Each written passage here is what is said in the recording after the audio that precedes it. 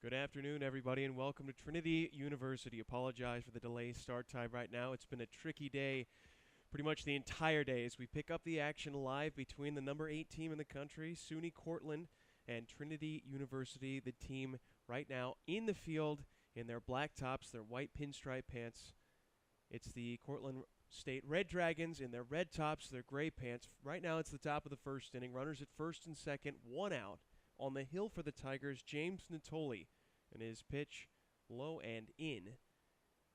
So he's fallen behind the count now to the number 4 hitter, Danny Coleman. The inning started with Colin Brevard getting a base hit. Scott Giordano followed, the center fielder for Cortland State. He popped out to second. Then Marcos Peravaleras reached on an infield single over to the shortstop. As now the pitch is taken outside. So Natoli, the southpaw pitcher for the Tigers, who went 5-2 last year with a 2.78 ERA, falling a little bit behind on what is another gray, cold, cloudy, a little bit windy day after experiencing a good bit of rain overnight. Now the kick and the offering, and that is a strike over the outside corner. Chris Caracciola joins side Josh Machigema, who will join us a little bit later on in the broadcast. The Tigers won a thrilling game 9-8 yesterday in conditions similar to these. Cold, it's a little bit wet, soggy, whatever adjective you want, that you don't want to have your socks in those conditions. I'll put it to you that way. But for the Tigers, a good start to the season. That's all they can ask for. For Cortland, and really for both teams, opportunities where they could improve. Defensively, it wasn't the best showing by both of these teams, as now Natoli, an inside spin move, just to check on the runner over at second base. Cortland scored 2 runs yesterday, jump out to an early 2-0 lead. At one point, they led 4-0. At one point, they also led it 7-4, as the pitch is swung on, hit in the air towards left field. Racing towards the corner is Chomet, and he dives and unable to make the catch. In a full Superman extension-like effort was Chomet. It lands harmlessly in foul territory. That slicing away from the left-handed hitting Coleman, also slicing away from the left fielder. Chomet, though, quick back to his feet. No problem for him. Sunglasses need to be adjusted on top of the bill. Not necessarily going to be needing them on a day like today, where we are just hoping the sun will make, if anything, a brief cameo appearance. Meanwhile, for Natoli on the hill, interesting look. One pant leg down, one pant leg up. He now dusts off the rubber. Looking for a ground ball here that could potentially end the inning. You have to give credit not just to the entire Tiger staff, even the coaching staff on Cortland, who got here early to help out, try and clean up this baseball field. As this one on the ground, that's a fair ball to third. Backing up is Met, and his throw is a little bit errant. And sliding in there safely is Peravaleras. So on a tricky ball that forced the third baseman first year to back up on the play, Met's unable to record an out. And for Cortland State, the second day in a row now, they've got business going here early on. Bags packed full of Red Dragons. The batter is going to be Wyatt Myers. And interesting to see how the previous play will be scored. It didn't look like anything was too egregious. So instead, it's just going to be a fielder's choice, I presume. Big moment here early in this game. Here's the pitch and a strike called over the outside corner.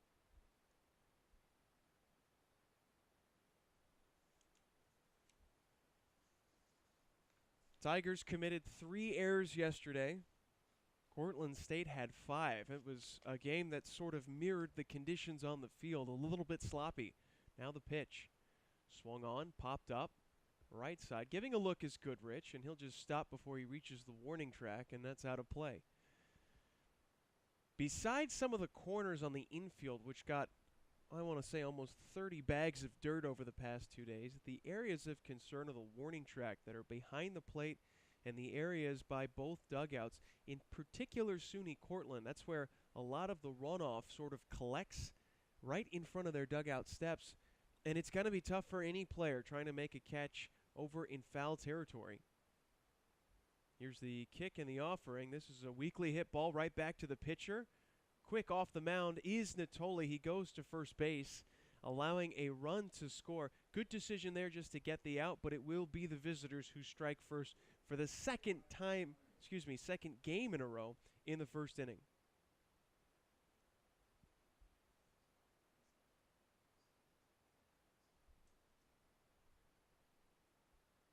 Play will go 1-3. It's the second out of the inning. Bavard comes home to score. It will be an RBI for Myers, and now the designated hitter of yesterday, Paul Franzese, will come to the plate. Today, Coach Joe Brown gives him the start over at third.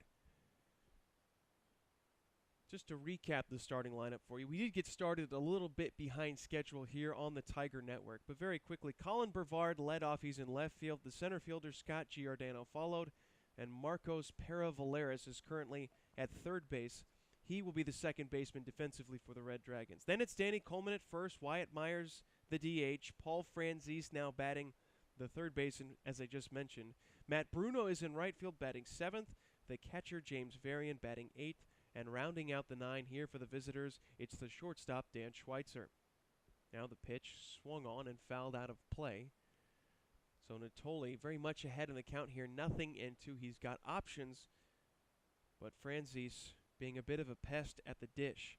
Defensively for the Tigers, starting in the outfield from left to right, it is Rafe Shamet, Mason Meredith, and Jake Martin. On the infield from left to right, at third base, MJ Metz. The shortstop, Jack Wisniewski. Logan Morrison returns to second base, and John Tucker is at first. Here's the kick and the pitch from Natoli to his battery mate, Michael Goodrich, who makes the catch, applies the tag. That's a strikeout, and the inning is over. The Red Dragons do push an early run across, but it could have been far worse as the Tigers will take their swings in the bottom of the first inning here on the Tiger Network.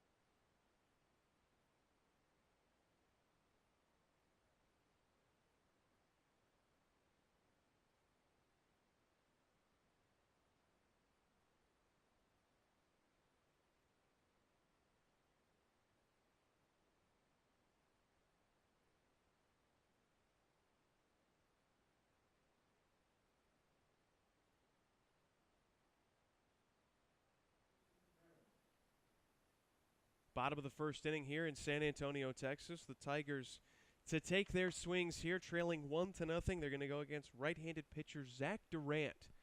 And the Red Dragons got a fine start yesterday from their left-hander Matt Valine, who was excellent. First time through the lineup, he retired all 9 batters he faced in order. Then he got into a little bit of trouble in that fourth inning, would wound up getting replaced by Dan Hobbs. Dan Hobbs pitched fairly well for the first game of the year. Again, in tricky conditions.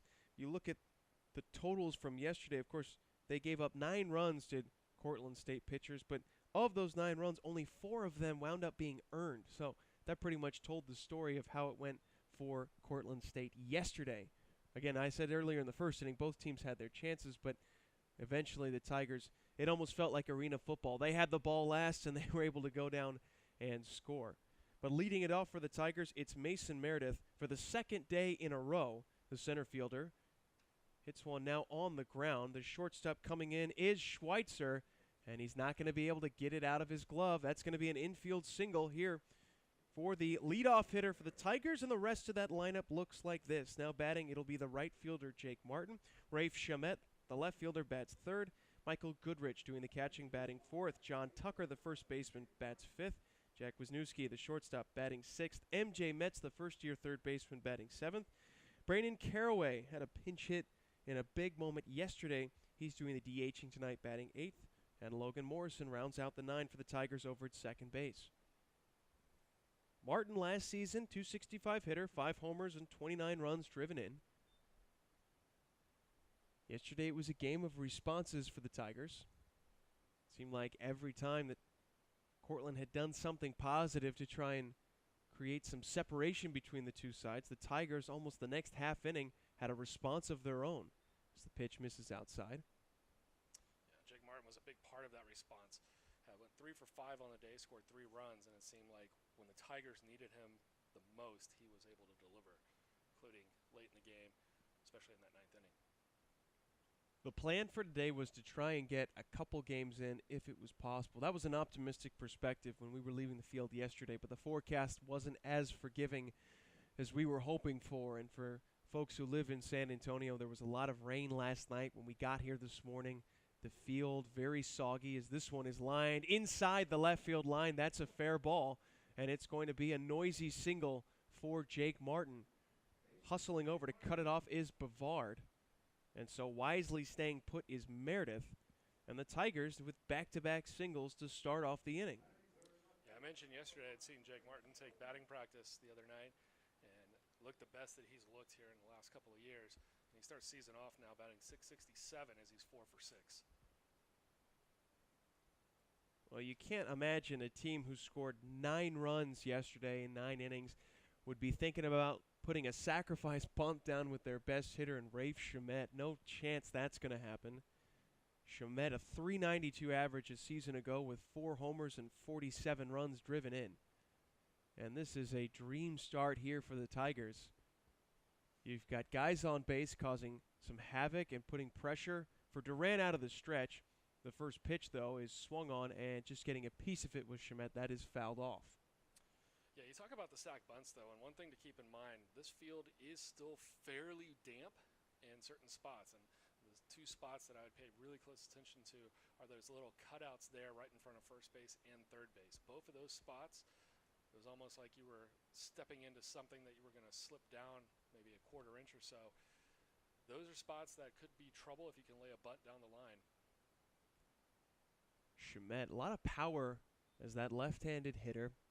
Probably going to be in that 3 to 4 spot for a majority of the season. He's got a bright future not only with Trinity, but perhaps beyond the college level as well. Really took the NCAA Division III baseball world by storm last season when you hit close to 400, as this one could be a double play ball, but no, it goes right through the legs of the second baseman, and the tying run will score on the game's first error. Unfortunate play there. You know, I don't want to get too harsh on these defenders. We're going to see a lot of that today. Some of these spots, where you stand, where you set up, the field is very firm, and if you take 3 or 4 steps either direction, you might be in a different spot. And so that's going to impact the line that everybody takes. We're going to probably see better defense as these fielders get very accustomed to the surrounding that they have. But early on, I would say we can look to expect some of these types of plays. And I don't think it's indicative of the talent level that's out on the field right now. You know, it's interesting. Sometimes you see plays like that where the middle infielder is just starting his turn for the double play a half second too soon. And because of that, you just take your eye off the ball. I mean, how many times have you seen a receiver try to run before he's secured the catch? It didn't look like necessarily that was the situation with Para Valeris. It just looked like he didn't get his glove down. Feet were in a good spot. He was set defensively, and it just went right through the wickets. So the team that had 5 errors yesterday has one in the first inning as Goodrich squares the pitch. They're saying they got a piece of him. Goodrich hit by the pitch, and with nobody out here in this first inning, Bases are loaded. Tigers very much in business. Yeah, an interesting thing would have had to have just grazed off the top of the dome there for Goodrich. More interesting, I think, is the fact that we once again see Goodrich square to bunt. We saw it yesterday in a clutch spot, and he lined out to the third baseman. We see it again today. The guy who led the team in home runs a year ago with 6, with opening up the season with first 2 games trying to lay down a bunt. Not something you normally see from a cleanoff. Don't want to put too much thought into it, but maybe Coach Scannell thinking that Goodrich could use a little bunting practice after the attempt yesterday. He popped out to third, like you mentioned, and it was a bit of a head scratcher, not because he was asked to lay down a bunt, but in the situation where you need a few runs and you've got your best power hitter, I think you could make the argument that you'd want to see him swing away, especially considering the fact he doubled earlier in the game to the opposite field, but it ended up working out for the Tigers in the long run. So now it is John Tucker, a .340 average last year, didn't homer, did drive in 32. And he's got pretty good speed for a first baseman. Yeah, Tucker playing first base, also saw some time at third base last year. Went 2 for 5 yesterday, and it was Tucker after the missed bunt opportunity for Goodrich that got everything rolling back on track for the Tigers, driving in the game-tying RBI in the bottom of the 9th. Big spot for Durant. Now the pitch. A little bit outside, evens the count at 1 ball and 1 strike. Tigers found a way to get the job done when they had runners on base. Each team left 8 guys on base. Tigers, though, out-hit the Red Dragons 9-8. Those 2 fewer errors, though, proved to be the difference as the breaking ball from Durant misses low and outside. And Tucker now ahead in the count, and he can be selective. It's not easy to field on a day like this. It's not easy to pitch on a day like this, to be honest with you. The 2-1. Good fastball that's in there for a strike, and it's 2 balls and 2 strikes on the Tiger number 5 hitter. A nice fight, and Durant able to come back. Squares up the count. That's important. You got 3 on, nobody down for Trinity here early. Red Dragons would be willing to concede a run if they can get 2 outs from a double play. Corners are in. Should it be hit to them, I'd imagine that a third baseman, Franzese, or the first baseman, Coleman, would fire to the plate. As we saw yesterday, you've got the middle infielders playing for the double play. This one swung on, lifted in the air, right center, fairly deep. It's going to drop in front of the center fielder, Giordano. 1 run will score. Chomet being waved around. Here comes the throw to the plate. It's in time. He is out. Excellent relay executed by the Red Dragons to cut down a run at the plate.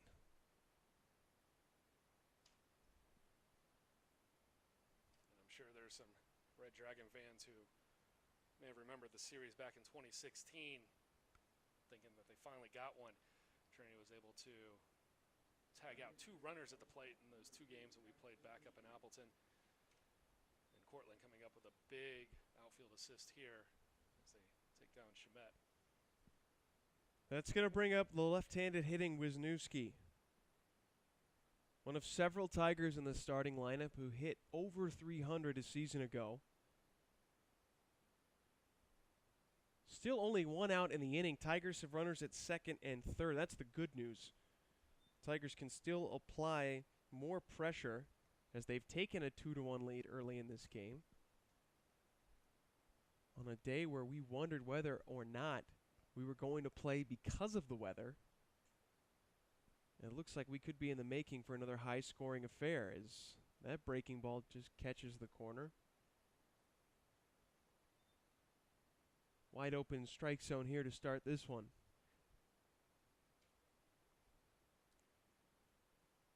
Good opportunity here for the sophomore. Had a very productive freshman season. Takes a little bit outside that time. And we've seen a few guys now through a day and a half who, when you look at the roster, like you said, they're younger guys, the underclassmen, but they're getting a lot of opportunities.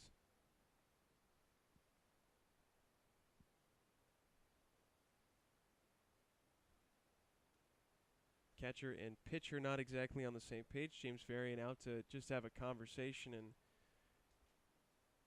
for the Tigers, it's just important when you're playing a nationally ranked opponent like Cortland that you maximize as many of your opportunities as you can. And you'd like to bring both runs home, sure, second and third.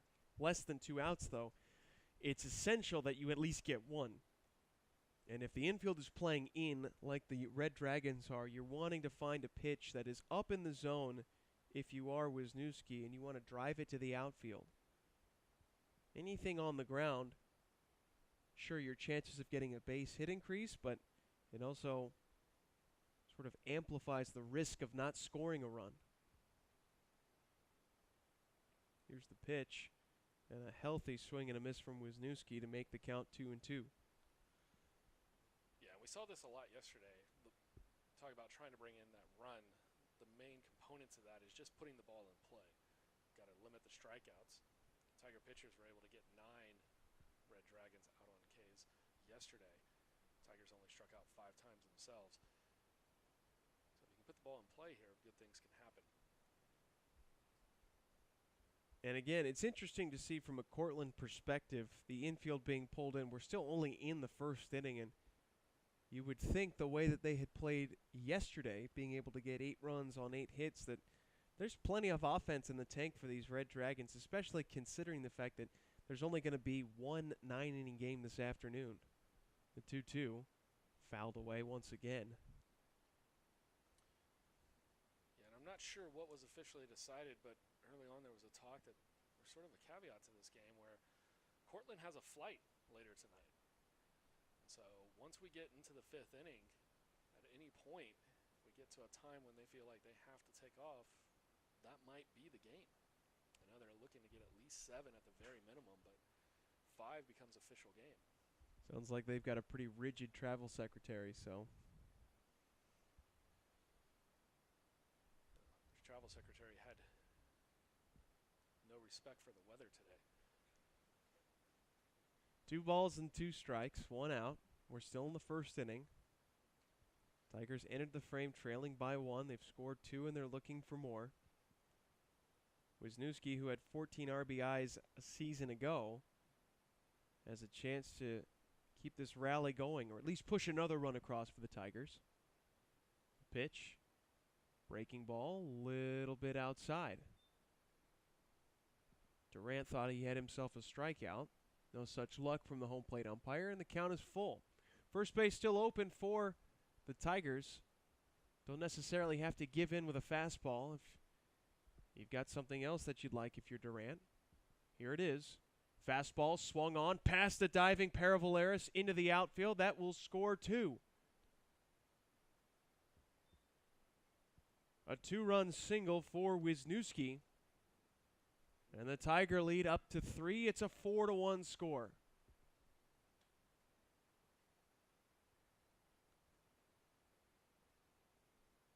Well, and in that situation, just tried to hint at it. The fact of the matter is you don't necessarily have to go with a fastball there. I know it's not ideal to walk the bases loaded, but with 1 out and you've got a 4 seemingly at every base, keeping the ball on the ground for the next hitter allows you to get out of the inning with a double play, and instead in a hitter-friendly count where you know the pitcher conventionally has to throw a strike, he's ready for the fastball, does a nice job shooting it to the right side.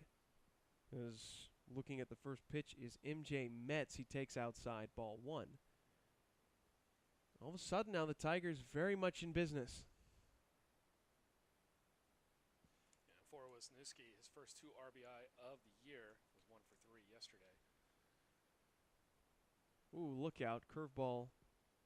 Looked like it slipped out of the hand there of Durant. There is now activity getting loose in the Red Dragon bullpen, so it's been a very turbulent start for Durant. You mentioned earlier, conditions not ideal. It's just there's a lot of water moisture in the air. That one is just tap foul by Metz.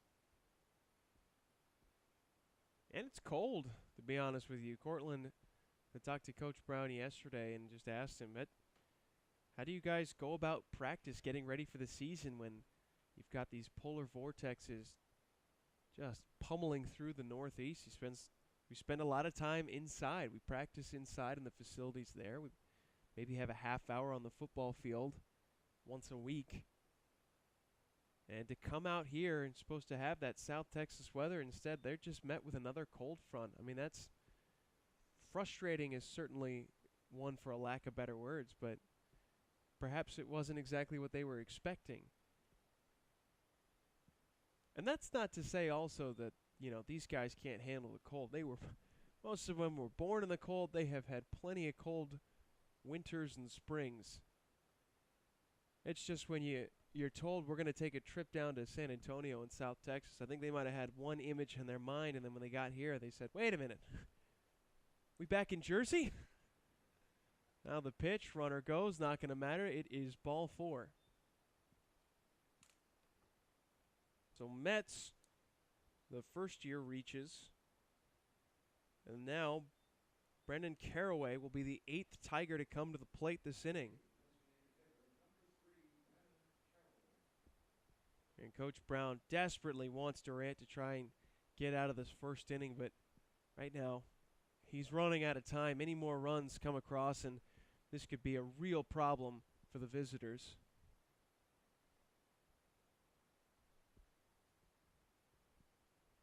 Durant ready, his first pitch. And he starts a curveball that missed low and inside, ball 1.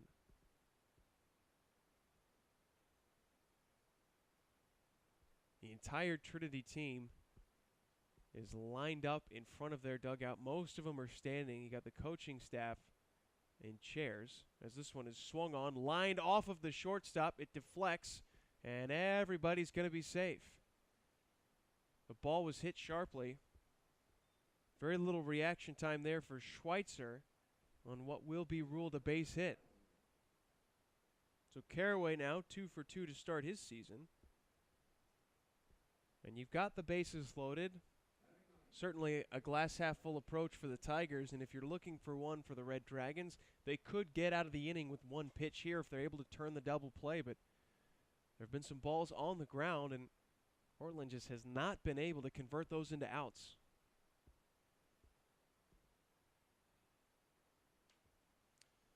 Big spot for the 9-hole hitter, Logan Morrison now. First pitch on the way, and he takes a strike. Was out before the game started, walking around the field. Logan was out at second base trying to get a feel for the surroundings defensively, and he walked over to the home plate area and just had a very sad look on his face as I think maybe early on he felt like we weren't going to get a chance to get this game in, and that one brushes him back. Make no mistake about it, Logan Morrison definitely one of the storylines in yesterday's game. He had 2 errors on back-to-back plays, throwing errors after the half inning. Going into the 8th, he was taken out of the game for Brendan Caraway. Caraway wound up getting that pinch hit and contributing to the Tiger rally. And there was definitely a question mark on whether or not we would see Morrison in the lineup today, but I think it shows good faith from the manager to put him back at second base, and now up to the player to prove he's worthy of that start. Now he swings, hits one that's caught by the pitcher. They go back to second. It's a bad throw. It should have been a double play to end the inning, and instead it's just going to be a line out to the pitcher. Wow. Yeah, tough break there for Logan Morrison, but for Durant, finally something going his way. Even though he doesn't get the double play there, he was able to snag that hot shot. Back to the top of the order for Trinity. The Tigers bat around, and you're exactly right. Not much more Logan Morrison can do. That, if anything, was just a reaction catch made by Durant. Again, he had plenty of time to just make a step and a good throw to second base, but he threw it low and unable to dig it out with Schweitzer. So now, Mason Meredith, who singled and scored earlier in this inning, has a chance to bring home at least 2 with a base hit.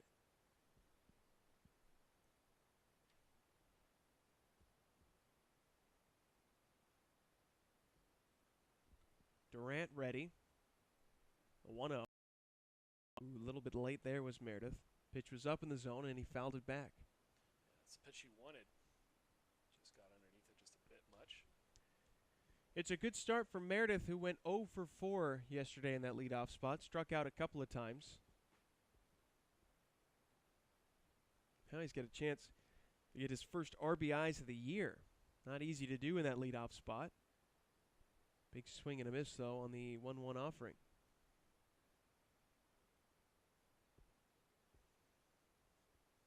Couple guys getting loose now for Cortland State as well, so that activity has not ceased in the bullpen.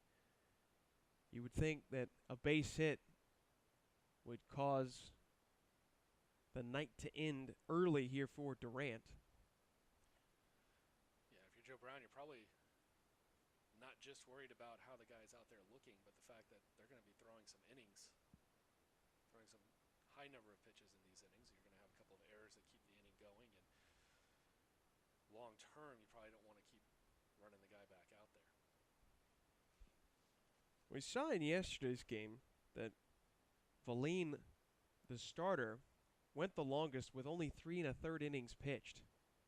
Now the offering is hit on the ground, and the shortstop Schweitzer flips to his partner over in the middle infield, Paravaleris, and the inning is over. But it's a good round for the Tigers. They get 4 runs on 5 hits and leave them loaded. As we go to the second, it's the Tigers 4 and the Red Dragons 1 on the Tiger Network.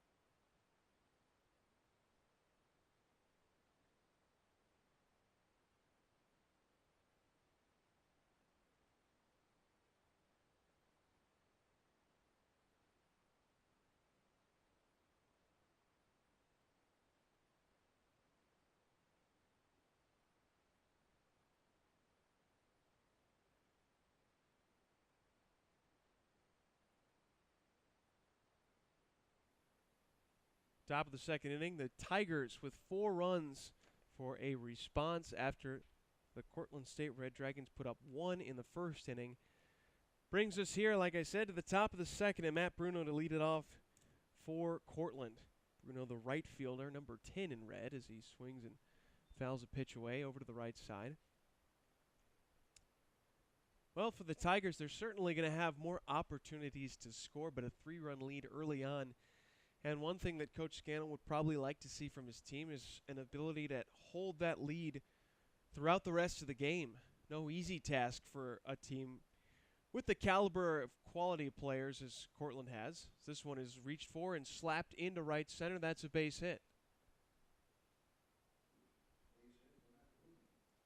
First look at Bruno. He did not feature in the season opener for Cortland, but he is aboard. And the one thing that really impressed me about yesterday's game was the late resolve that we saw from the Red Dragons. I know it wasn't a perfect game by any stretch of the imagination, and defensively there are some things they could have done a little bit better that might have helped them pick up a win. But when you're down 3 runs and you go to the 8th inning and then score 4 to take the lead, that just shows you a lot about the character of this team. And for Coach Brown, there has to be at least some part of him that was very impressed and proud of his team for being able to fight back on the road in tough conditions. As this one is swung on, trickles up the third baseline, but it is foul.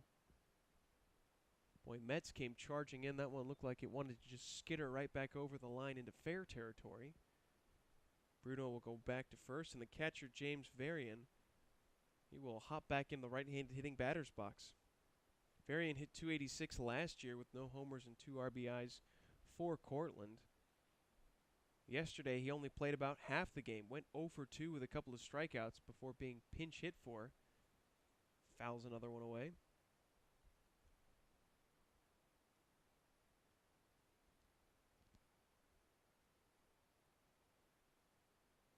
Bruno over at first. On the hill still for the Tigers, James Natoli. Did a fine job working out of trouble in the first inning as this one is swung on. Hit on the ground is short, should be a double play. And instead the Tigers were only going to get one. A good slide that time from Bruno, who has something to say to Logan Morrison, the second baseman, on his way back to the dugout. He gets a nice reception, does Bruno, from his teammates. After breaking up the double play, Varian reaches on what will be a fielder's choice. They'll put out 6-4 on Bruno. One gone, and the number 9 hitter, Dan Schweitzer, comes to the plate.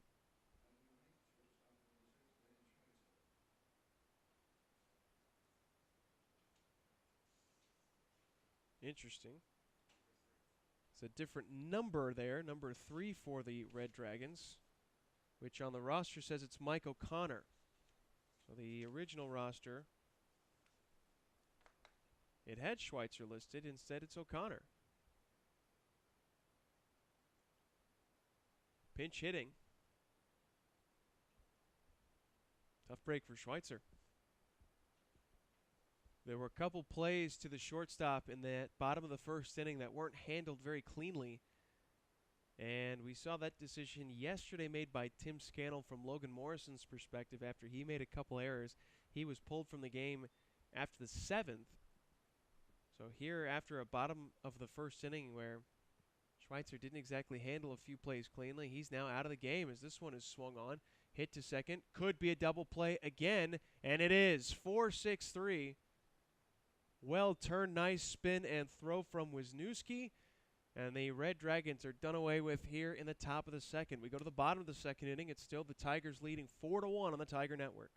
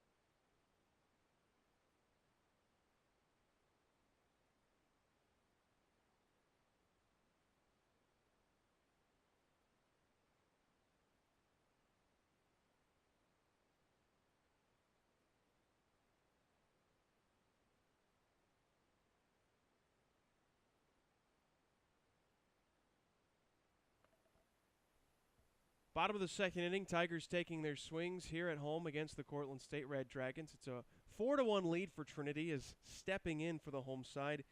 The number 2 hitter, Jake Martin, already up for his second at-bat after the Tigers sent 10 men to the plate, scoring, as I mentioned, 4 runs. And Martin puts one on the ground to the new shortstop, Mike O'Connor, who fields cleanly and throws to first in time. That gives us enough time to introduce Sam McWhorter, who now joins us here on the Tiger Network. Sam, glad to have you aboard. Yeah, absolutely. Glad to be here, and glad to see the Tigers at least face off in one game today. I know it was looking a little bit shaky earlier on.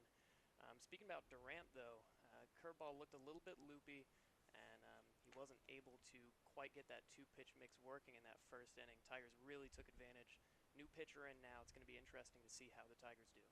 A lot of innings to be eaten up here by this pitching staff for Cortland as Chamet swings and hits one towards the gap, but there to make the play is Bavard. So very quickly 2 up and 2 down for the Tigers here in this bottom of the second inning. Durant only goes 1 inning, his final line, just that 1 inning pitch as I mentioned. 4 runs on 5 hits. 3 of those runs are earned. He walked 1 and he did not strike out a batter. No home runs allowed though for Durant. And Ryan Flansburgh now comes in to pitch, the 6'2 junior from Queensbury, New York. Goodrich, the batter for the Tigers, steps in and looks at a pitch that is a little bit out of the zone. Flansburgh is an interesting pitcher. Works really quickly. Not a ton of separation in the upper body as he moves through. Creates a little bit of deception with that. So it'll be interesting to see if they can pick up on the ball out of his hand. It's also interesting to see right now, Flansburgh, guy pitching out of the windup, which, if nothing else, sort of hints at the idea that he might be a starter being used in a long relief role. But as the game has changed at the highest level, you wonder what the trickle-down effect will be for pitchers and whether or not we're going to see guys just becoming 3 to 4 inning specialists as opposed to what we used to see, that 5, 6, maybe 7 innings as Goodrich hits one towards right field and deep. It is over the head of Bruno, and it is down. Goodrich sprinting for 2, and he will get in there with a 2-out stand-up double. Absolutely excellent swing on that ball, and just a little bit luckier than his compatriot. Just found the gap, gets himself a double. It was well struck by Chamet, but just couldn't quite find the gap. And for the second consecutive day, we've now seen Goodrich go to the opposite field and for extra bases. So another insurance run for the Tigers with 2 outs just waiting at second base, and John Tucker, the man tasked with trying to bring him home. First pitch on the way, and an off-speed pitch catches the corner for a strike. It's quickly 0-1. It's a dangerous thing to give this Tiger offense confidence, because once they get rolling, they have the capacity to score double-digit runs, it seems like, against any opponent, especially at home. Now the kick and the pitch. Swung on, grounded towards the shortstop, O'Connor. He throws on the run. Perfect strike over to Coleman, and the side is retired in the second. No runs, a hit, and a man left on base for the Tigers as we scooter our way over to the third. It's the Tigers up 4-1 here on the Tiger Network.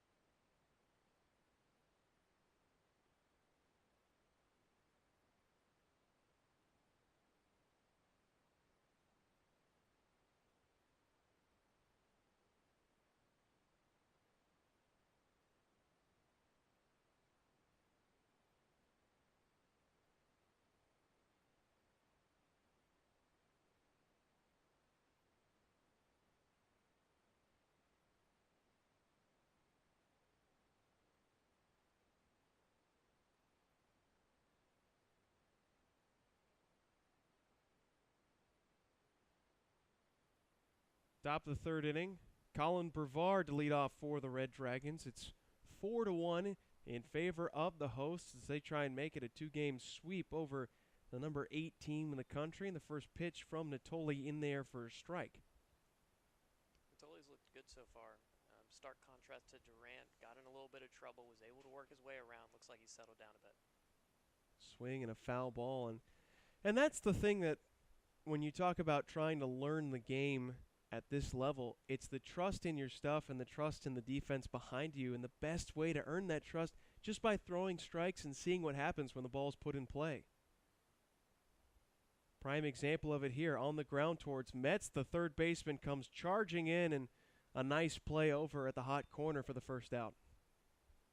Yep, great example of exactly what you were talking about. And again, looking like he's starting to get on a roll. And if you're Cortland, you got to worry. A little bit of loud contact in that last inning, even though there were no runs coming in. So you have to wonder, are they starting to worry about falling behind here even more than they already are?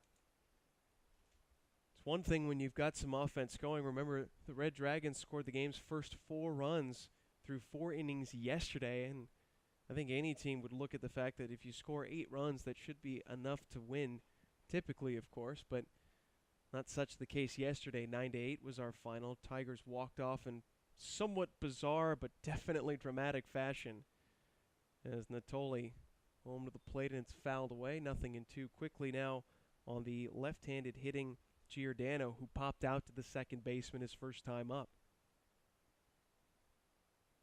But for the Tigers, as we mentioned yesterday, the 0-2, a little bit low. Tim Scannell, the head coach of the Tigers, will definitely give his pitchers an opportunity to pitch deep into ball games. I don't think he's one that's going to adopt the opener strategy or have to make changes if he feels like he doesn't have to, as this one is scorched towards the gap and is going to get down and roll to the wall.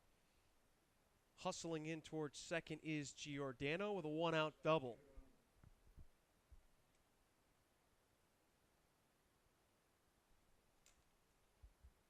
So for the second consecutive inning, Cortland has base runners. They couldn't score after Mike O'Connor hit into a pinch hit double play to end the second inning. But they've got the real meat of their lineup coming up now for Cortland. And now another, looks like, pinch hitter. They have brought in someone for Marcos Paravaleris. Andrew Michalski, the first year from Buffalo, went to St. Francis High School up in Buffalo, New York. He now comes in just 5'9", 180 pounds. Paravaleris, the 5'9" senior, who had a nice night at the plate yesterday, as this one is swung on. Hit on a line towards center, but right there to make the catch is Meredith. So a good swing and well-struck play. 2 outs, though, for Coleman, or at least you'd think it's Coleman. And it is. A couple of balls with some hard contact on them this inning, but again, trusting your defense, like you said, it just pays so many dividends, especially when you have a generally strong defense behind you like this Tiger defense. It allows you to gain confidence, allows the players behind you to gain confidence, and just really, like I said, allows you to get on a roll. It's really important.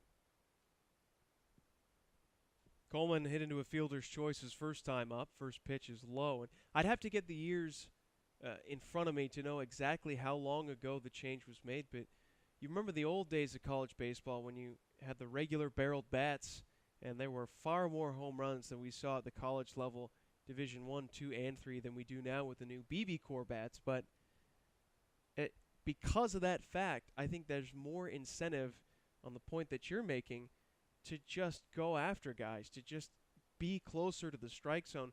Sure, you don't want to be obvious and just throw nothing but fastballs, but the days of guys being able to leave the yard, it's just not as frequent as we used to see, I think, especially on a cold day at the Division III level.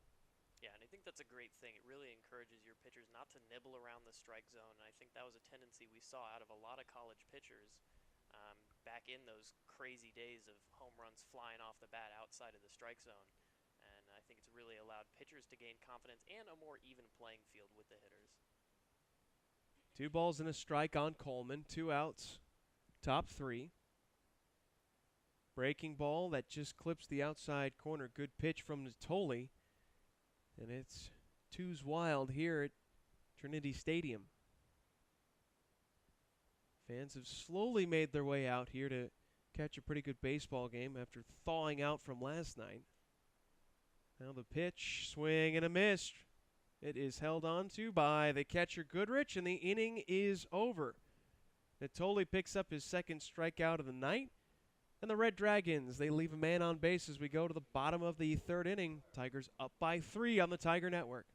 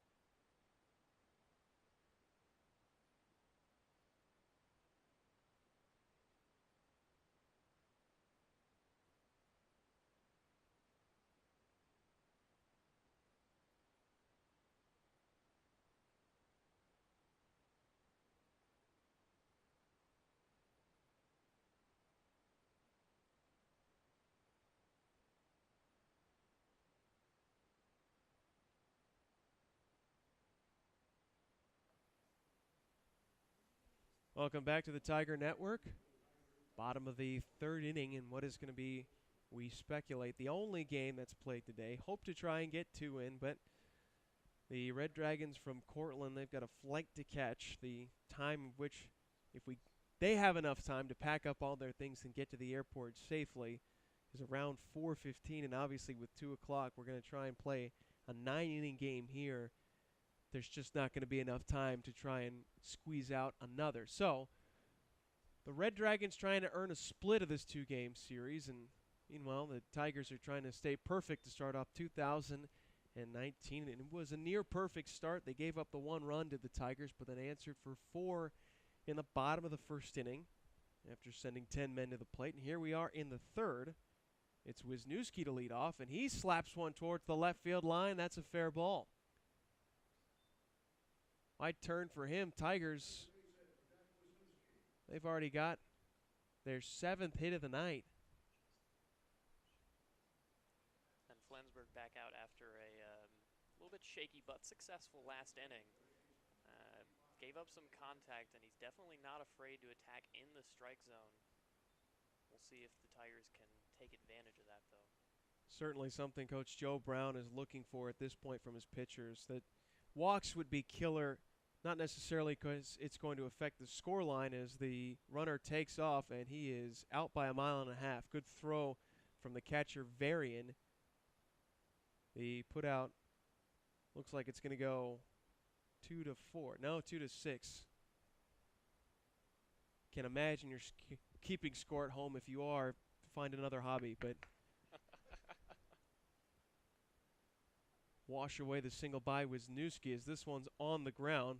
Franzi's long throw, better stretch by Coleman in time for the second out of the inning.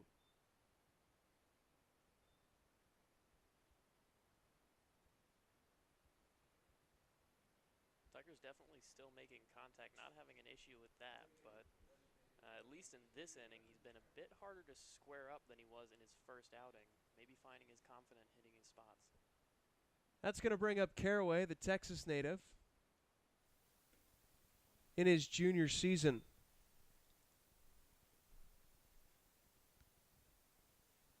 For a lot of these guys, it's an opportunity to make an impression early in the season. As he swings and turns on one towards right field. This one is going to be foul.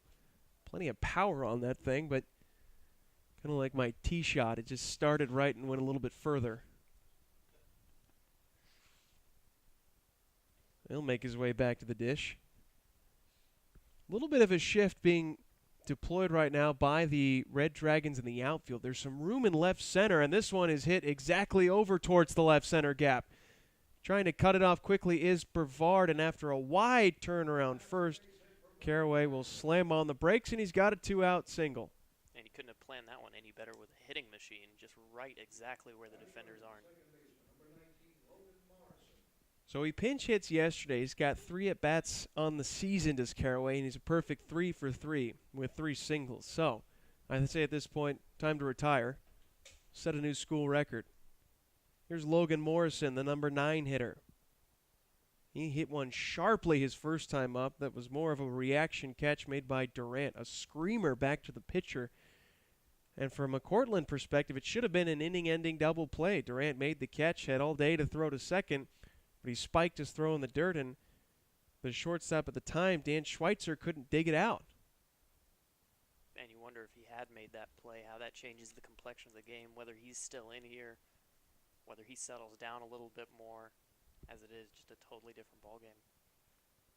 And we've seen Coach Brown already make 2 changes to his starting lineup, and we're not even through 3 innings yet. Dan Schweitzer started at short, but he mishandled a couple balls over at short defensively and was pinch hit for by Mike O'Connor. And then Marcos Paravaleras also kind of booted one at second base as the pitch a little bit inside. And he was replaced by Andrew Michalski, a first year from Buffalo. Yeah, definitely not afraid to use the bench, but you have to wonder if some of that is due to the fact that they know that they're not playing a doubleheader anymore this game. They can empty the benches and just go all out with everybody they have. Here's the 2-0. Oh, and it hits him right in the back. No problem for Morrison. He'll just take his way down to first base, and now it's first and second. Second pitch we've seen poorly controlled, and both of them this inning. Mechanics could be starting to go a little bit for Flansburgh here. Completely different trying to pitch out of the windup with nobody on base. That's probably where you're most comfortable. You spend a lot of bullpen sessions doing exactly that. All of a sudden you got a couple guys on base and the stress levels just raise a little bit more. And especially for him, a guy that doesn't get a lot of separation between elbow, upper chest, and hips, it's a lot harder to gain the same momentum when you're coming out of the stretch. Big guy Flansburgh is 6'2", close to 200 pounds. He is going against the top of the order again for the Tigers, and Mason Meredith. Meredith 1 for 2, scored back in that first inning, got his first hit of the season with a single to start the game for the Tigers. Now the kick and the 0-1. And that one hits him on the elbow. Breaking ball. He saw it was a breaking ball and stood there like a statue. Didn't really do much to get out of the way. And Coach Brown is trying to argue that he leaned over the plate, and because that he was in the area of the strike zone, that should still be a strike, even though it deflected off the batter. And boy, that's going to be a tough argument to make. Not that it's not a valid one. It's just so hard to make that call defiantly unless you got a guy really leaning into a pitch. And we've got some action in the bullpen as well for Cortland.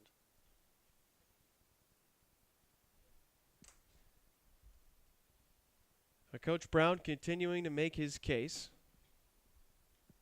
If nothing else, you're buying some time for you guys to get ready as well. So that's something you have to think about here. 10-time ABCA New York Region Coach of the Year is Coach Brown. He's done a tremendous job with this program. Made 20 NCAA Division III tournament appearances. Went to the World Series 10 times. Of course, Tiger fans familiar with Cortland from that 2016 semifinal showdown between these two schools. And I think that matchup alone, a big reason why the Tigers were able to get the Red Dragons to come out and play a few games in South Texas. Is the pitch now to Martin in there for a strike. Martin, like Meredith before him, 1 for 2. Bags packed, 2 outs, bottom of the third inning. Swing and a line drive that is foul. And a good thing from Flansburgh's perspective, because with 2 outs, that would have started the merry-go-round. Yeah, and one thing I've noticed about Flansburgh, if you saw him earlier in his stint, he was really staying over that left leg. His balance looked pretty good. Now he's starting to fall off a little bit every once in a while towards that first base line in a more pronounced way than he was before. And that's something that can happen. Your balance just shifts over the course of your throwing, and it's really difficult to pull that back.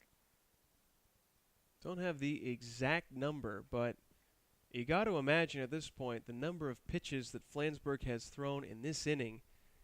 It's been a bit laborious, to say the least. Yeah, and we're obviously not there yet, but at least in terms of pitch count, it's starting to look a little bit more like Durant's first inning, and especially with guys in the bullpen, plural, one of them being number 20, Jake Casey. You wonder how long his leash is at this point. There's a good off-speed pitch from Flansburgh. Well out in front was Martin, but he just gets a piece to stay alive. And this could be the moment in the game. I know it's early, but for the Tigers to really blow this game open and sort of never look back. Already up by 3 runs, you'd think a base hit would bring home at least 2 more. As the 1-2 is swung on, hit towards the first baseman, juggled by Coleman, and he gloves and flips, and they're going to call him safe at first base with a diving slide made by Martin. Tremendous hustle, and it's going to keep the inning alive. Excellent play by him, and probably the only time I'll ever be okay with a guy sliding into first is if you've got that pitcher rushing over and you know it's going to be a bang-bang play.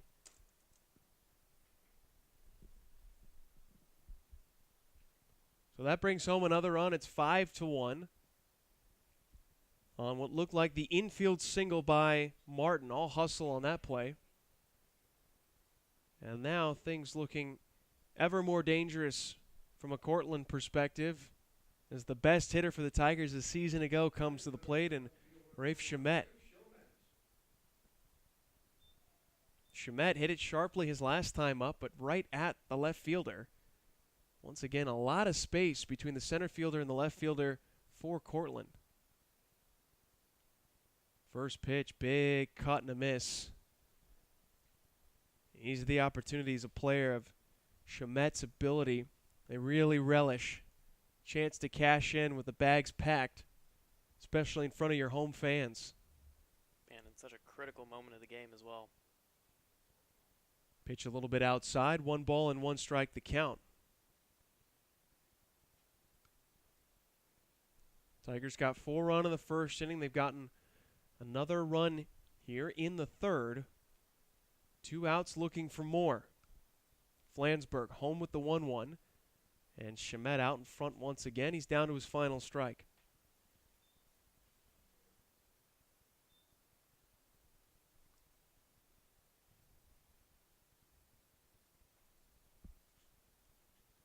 Morrison over at third base.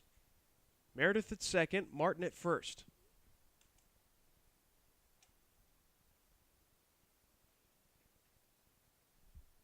Flansburgh again ready. Here's his 1-2 offering. Swing and a fly ball to left field. This should end the inning. Brevard is there. The left fielder will make the catch. And the side is retired in the third. But the Tigers, they get 1 more and 3 more hits as we go to the 4th inning. It's Trinity 5, Cortland 1 on the Tiger Network.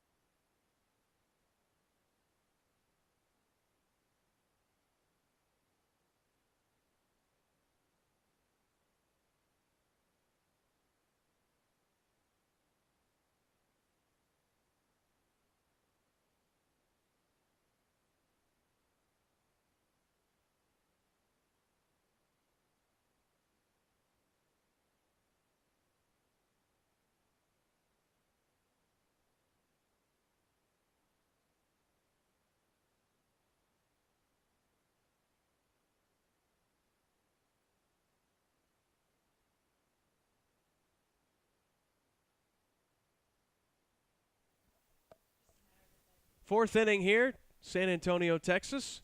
Tigers up 5-1, and quickly starting this inning off with a base hit is Wyatt Myers, the DH.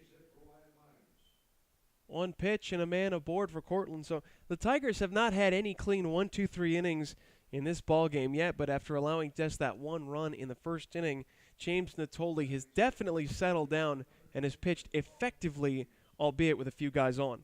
Yeah, you don't have to pitch perfectly to pitch effectively. And, you know, if anything, you're in a dangerous offense. There's going to be lots of contact. A guy at first, it's not the worst thing in the world. You always have a chance for a double play. It's when you start getting into those 2 men on base, 3 men on base situations, that's when things start to get a little hairy. So the batter now for Cortland will be Paul Franzese. Franzese struck out swinging his first time up. It is one of 2 strikeout victims that Natoli's been able to record. This one, though, fouled away over to the left side.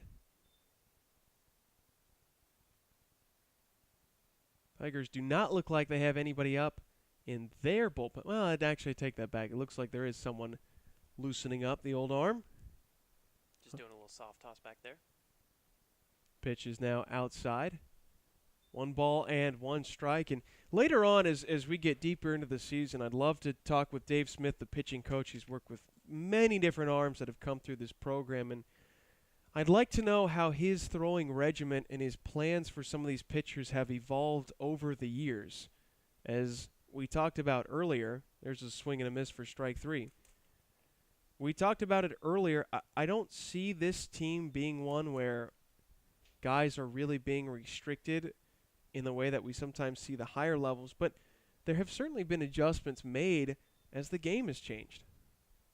Yeah, and if you want to stay relevant as a coach, you absolutely have to do that. If you still have the same philosophy in any sport that you had, even 5, 10 years ago, you're basically a dinosaur. So I always love talking to coaches about what sort of adjustments they've made, even in just the last 2 or 3 years, because guys are always talking about things that they're working on with their pitchers, new things that they've come up with, things that they now believe that they maybe didn't before. It's just always an interesting conversation. It's always fun to go back and look at, pitching from sort of the mid to late 90s, the average pitches per game thrown, and that number is somewhere around 120. And now you're just hard-pressed to find a guy who will throw more than 100 pitches. I mean, I understand that there's a lot more money perhaps involved in the game, but just the philosophy on how long guys are able to pitch, and there's a lot of people who have said, look, 100 is just that arbitrary number where, once we went to triple digits, we decided that's too many, and everything over that is a risk. But you'll find a lot of people, and quite frankly, myself included, where I don't think that's how arm injuries work, where the second you get over 100, you're now jeopardizing a player's health. I think if you just look, certain guys have the ability to throw harder and to throw longer than other guys, and as difficult as it may be, you kind of have to work on a case-by-case basis. Yeah, and a ton of that is down to mechanics and arm strength. I remember the narrative is so strong now. Justin Verlander, in the playoffs, he got to like 110 pitches, and people were worried his arm was going to fall off. It's Justin Verlander. He's got perfect mechanics. He's got great arm strength. The dude's at 110. Let him pitch. And I think that that's the case throughout the game. You just have to go by a case-by-case basis. Verlander, of course, one of the you would talk about dinosaurs, looking at age and pitchers in the game. You could put him in that group as well, but he has just continued to put out quality season after quality season. As there's a big swing and a miss. Runner at first base means that drop third strike rule not in need of application. Back-to-back strikeouts for Natoli. Yeah, Natoli on a roll now. If you thought he was settling down, now he is really getting into his rhythm. And sometimes you see that progression of a guy, he's kind of shaky, his defense makes some plays, all of a sudden the contact starts to disappear, and he looks like he's really getting it together. And I think that's exactly what you're seeing right now. Myers still over at first base. He did not attempt a stolen base last year, as this one is swung on and lined inside the left field line. That's a fair ball, and it's going to roll all the way to the corner. Chomet quickly up with it, gets it into the infield before they can even try and send Myers home. No damage done yet, but it's a 2-out double for Varian. And all of a sudden, if Mike O'Connor, who recently checked into this game, can come out with a 2-out knock, this makes things a lot more interesting. Yeah, it absolutely does. And you want to talk about a game of inches, the margin on that ball being fair or foul, that was tiny. And those are the kind of plays that can swing a game one way or the other, and they're just so small on the margins. It really looked like the chalk had kicked up on that play. You're talking about inches. It might even be less than that. Here is O'Connor. First pitch to him. Good breaking ball from Natolian there for a strike. He pinch hit for Schweitzer, so Schweitzer never actually got to have an at-bat in this game, but he hit into a 4-6-3 inning-ending double play. That was back in the second inning. Here we are in the fourth. There's a swing. Natoli fields, goes to first, throws a strike, and the threat is neutralized here in the fourth inning. As we go to the bottom of the fourth, the Tigers maintain their 4-run lead. It's 5-1 on the Tiger Network.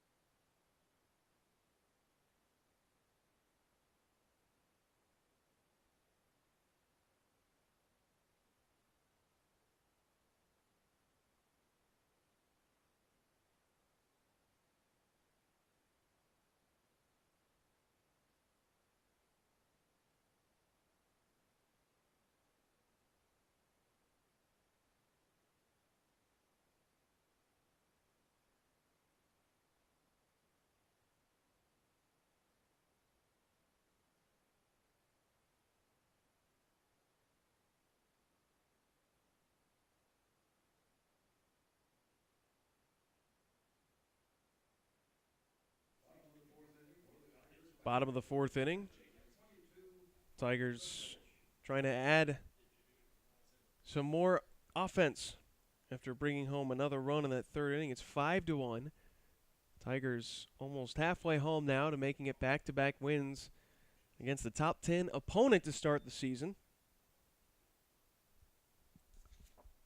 Getting it started for the Tigers, it is Michael Goodrich after Chomet flew out to left field to end the threat. And Goodrich, who has done a really impressive job early on going to the opposite field, hits one foul pretty deep towards right, but it's out of play, and the count is 1-1. The amount of torque and power he gets into the ball is actually really impressive. If you look at how wide his stance is and how little his hips are engaged, he really has a quiet swing, but he can really put some pop on the ball. Now the pitch swung on, and that one is deflected for a foul ball. Ryan Flansburgh still in the game for the Red Dragons. There was activity up earlier, and there's still a little bit of activity for Cortland. I think this is a wait and see by Coach Brown. Flansburgh can get through this inning without any difficulty. You might even see him come out for another, as this one is swung on, lifted in the air towards left center. Making the call and the catch, Giordano, for the first out of the fourth. Yeah, again, good contact off of Flansburgh, but nothing coming of it. He's just getting him in the right spots, at least so far, and as long as he can continue to eat up innings, I think he's going to stay in there the way this game is going. Much cleaner game so far defensively for the Tigers. Only a couple errors in this game. They both belong to Cortland. Here is John Tucker with a big leg kick, and first pitch to him misses low. Tucker singled and scored back in the first inning. He was able to cash in on the error by the second baseman at the time, Paravaleris.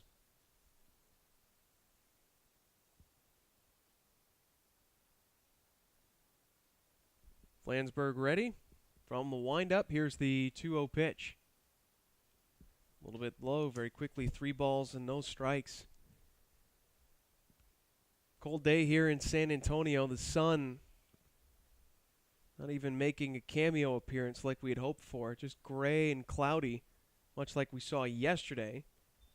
There's a 4-pitch walk with 1 out, and here comes Mike Brown out of the dugout. Points down to the bullpen. They're going to make a pitching change, and we'll tell you about the new arm when we come back. Bottom of the 4th, Tigers up by 4 with a man aboard.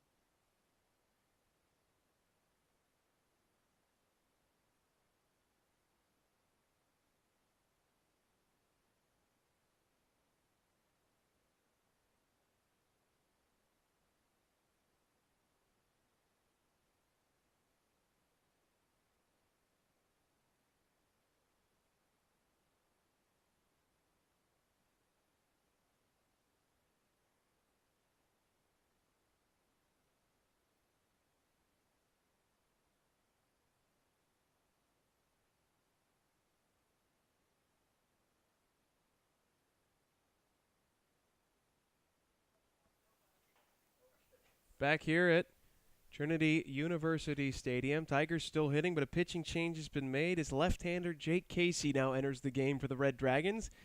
And he is facing a left-handed hitter in Jack Wisniewski to start his afternoon. First pitch to Wisniewski, a strike over the outside corner. And that's a good sight to see because we have a fantastic view of the bullpen here along the right field line. And Casey looked a little all over the place when he was getting loose. So 1 pitch, 1 strike, a quick but early start. Cortland, they really can't afford to let the Tigers push any more runs across. And you can see Casey on your screen working out of that slide step, which, of course, as you know, very little leg kick. And as soon as he comes set and is ready to go, pretty much all of that energy is just directly to the plate, nothing upward. Yeah, and he's got a really interesting crossfire delivery. And coming out of a lefty-on-lefty split, I think he got him. And there's a pickoff to first. I think you're exactly right. That was one where you talk about that crossfire. He opens up those shoulders. You've got 45 degrees to work with as a left-handed pitcher when making that pickoff move. That's the advantage, and he totally fooled him. Yeah, he clears the base, and like I was saying, going lefty on lefty too, that's a huge advantage for him with that crossfire delivery, and especially the way he sets his hand going back outside of his body. It's a tough one to pick up. Almost like he short arms it there as he gets another strike call. So it's 1-2. You can forget about the 4-pitch walk that Flansburgh issued to Tucker. Tucker picked off, so now Wisniewski having to try and just stay alive here. 1-2. And he does so just barely. Yeah, as long as command and control aren't an issue for Casey here, You have to like his chances. Casey, the senior from Homer High School, 5'10", 175.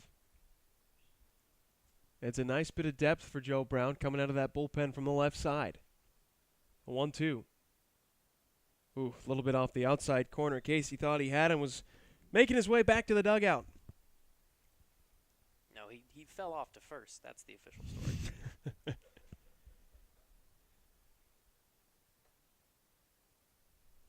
2 balls, 2 strikes. Bottom 4. The pitch to Wisniewski. And he fouls it straight back.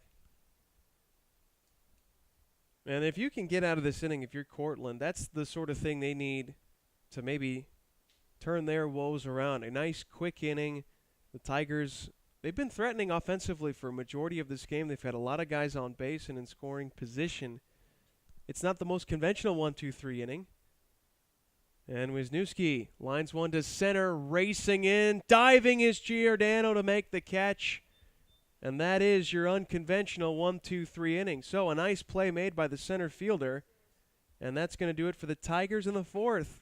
Halftime in San Antonio. It's Trinity 5 and the Red Dragons of Cortland State 1 on the Tiger Network.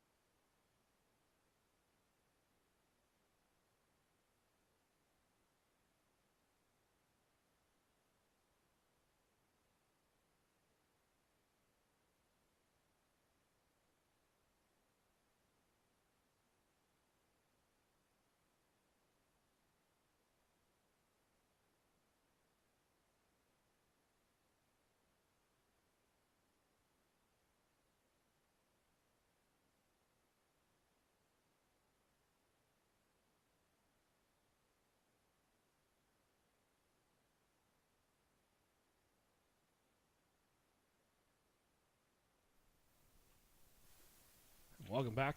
Top of the 5th. And 1 pitch and 1 out here for Trinity. And Tolley back out there on the mound. And he takes care of, beg your pardon, takes care of Bavard. Jumping in for Chris. He likes that first pitch, first contact move, doesn't he? 2 straight innings he's led off with that to varying levels of success. Well, Tolley's on his best. He's going to come in and just throw strikes.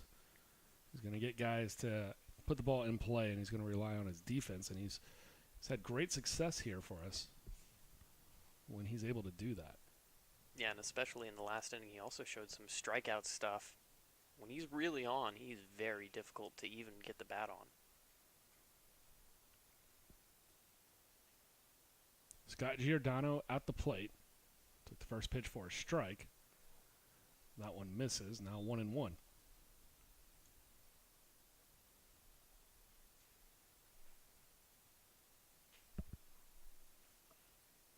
Little check swing. Charging hard is Metz. He's going to fire over. And let's see if they're going to rule that a base hit. Has a good chance to be one.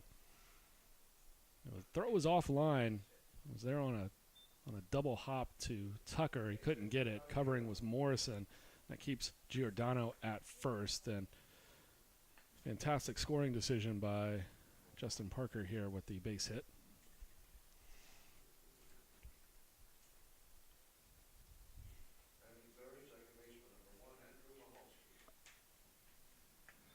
Down to the 3-hole hitter here.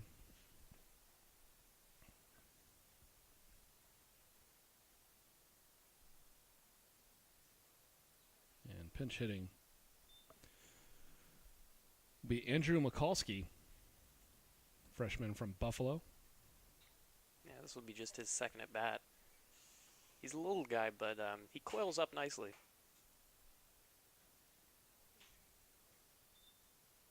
Really hard in today's day and age to characterize anybody as a slap hitter. But this is one of the guys you might think that, and that's definitely not the case. Line drive, spray to all fields. That's what he can do when he's on. But this one, not great contact. Going to get the out at first. Defensive play made by Michael Goodrich. There are 2 down here on top of the 5th.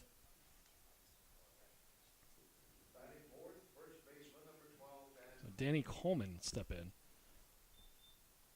Coleman on the day, a fielder's choice and a strikeout. So officially 0 for 2. Has a runner in scoring position with 2 outs, so seemingly a base hit gives him a chance to get an RBI. Lefty on lefty matchup. First pitch fouled back, out of play.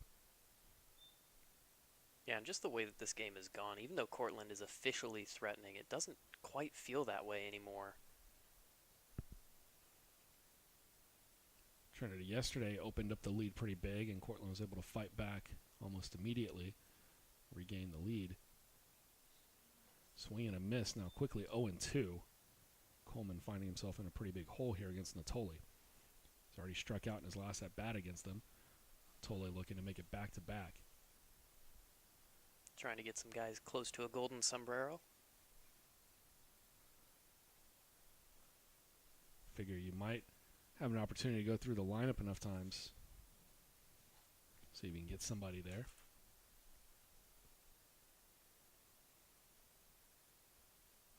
It's halfway. Swing and a miss. Coleman down on strikes again. And they'll leave 1 on. But after 4.5, Trinity still up 5-1. We'll be back in just a moment.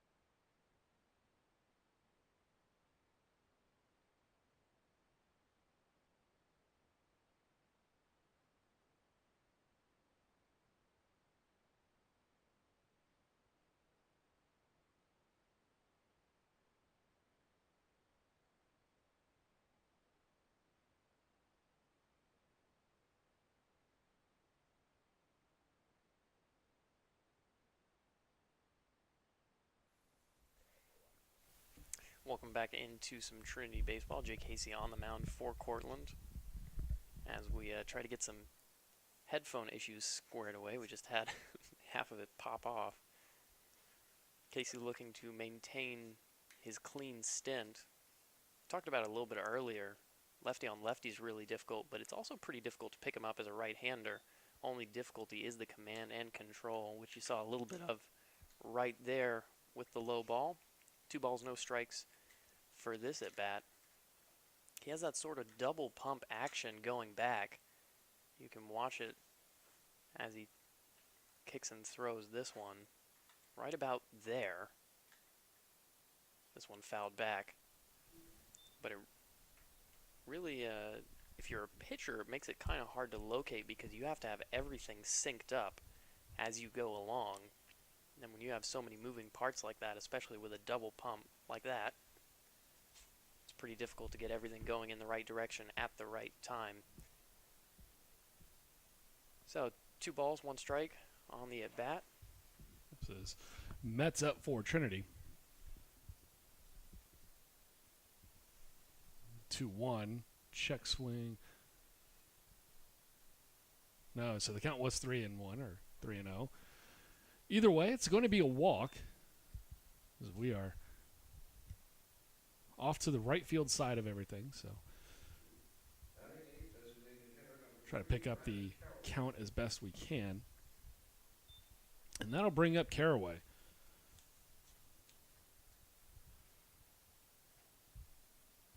Caraway today. Already a run scored.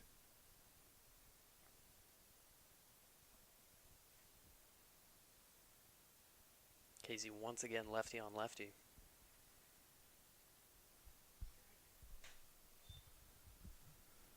Two for two for the Tiger designated hitter.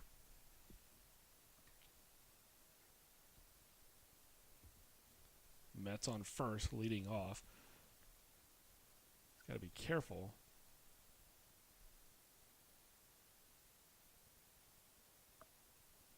Pitch goes home. Now it's 0-2. You know, it's a strange thing, too, you get sometimes with these crossfire pitchers. When they go same hand on the batter, there's just something about the control that just works a little bit better. And maybe it's the fear of, you know, leaving it out to that first base side if you're a lefty or third base side if you're a righty. That just kind of brings you together a little bit more. But it seems to be the case for a lot of guys that have that crossfire delivery, and it seems to me, so far at least, Casey is definitely an example of that. His command has looked much better in 2 at-bats against the lefties, and that was a great throw as well. Gets him to strike out. Yeah, Casey's done a great job, and I think particularly because I was down watching his bullpen session as he was warming up, and he was all over the place, but he was very calm and collective about it. And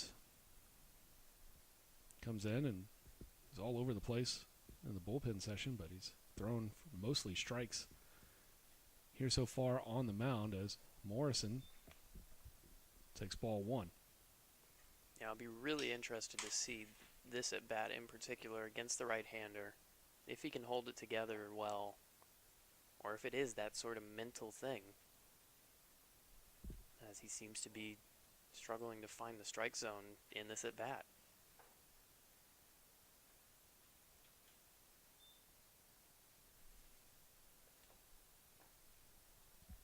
Throw over to first. Metz slides back in underneath. You know, the one thing when Tucker got picked off, he just hesitated so long. It was a good pickoff move. Wasn't great, it's just Tucker was frozen. Met's able to pick that one up just a little bit more.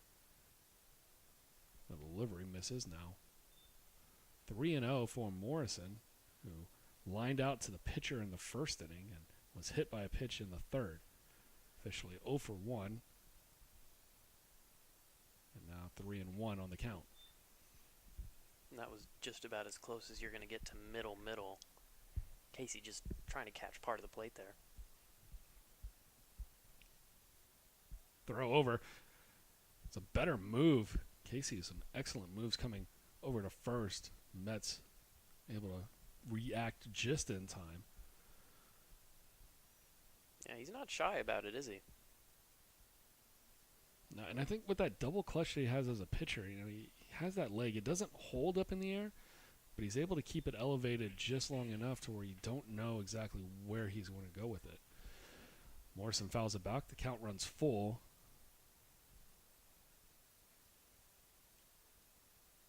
So if you're Mets, I mean, you've got to take the lead off. You've got to be out there and be ready to go. At the same time, you can't be caught too far off. Throw over. Great reaction again by Mets. It looked like he had sort of twisted the hips to maybe bounce to the right and then immediately diving back in.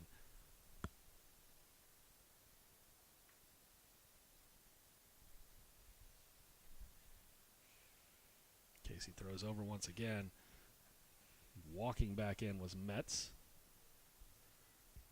Bold strategy. Paid off for him.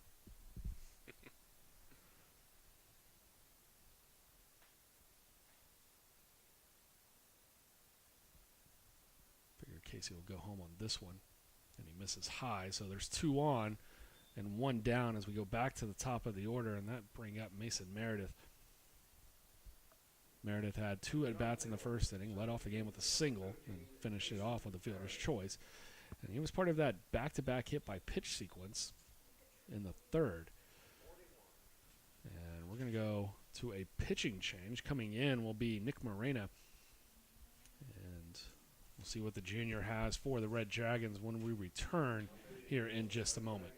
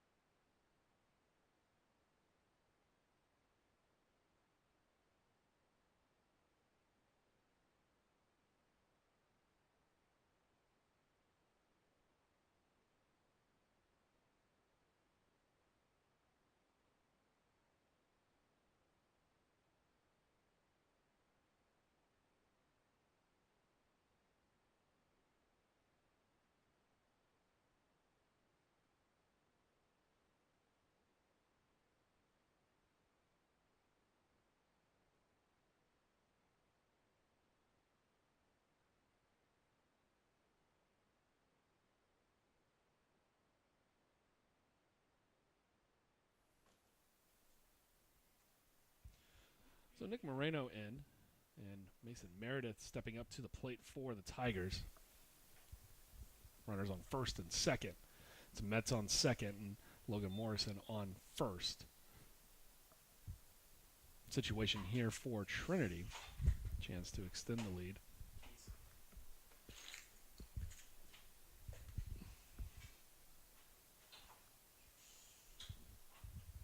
Check swing, and he definitely went around. The count now 0-2. Yeah, and I had a quick look at Moreno in that bullpen, and we've seen a couple of pitches from him now, too. He's definitely a drop-and-drive type of pitcher. Gets that shoulder working as part of that over motion. Gets him some of his velocity, but it also makes it pretty easy to pick up, generally speaking. And the other thing you have to worry about as a pitcher with that sort of delivery, your extension of your arm has to be consistent if you want to keep location. And we'll see if he's able to do that. It's a little bit easier of a motion to keep together than Casey's was, which had a ton of moving parts. But it's not the easiest, per se. Yeah, he started off hot.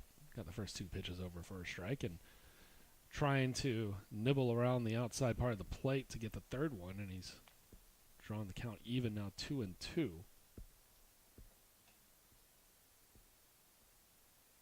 And called strike 3. Great pitch there from Moreno. And he's got 2 down.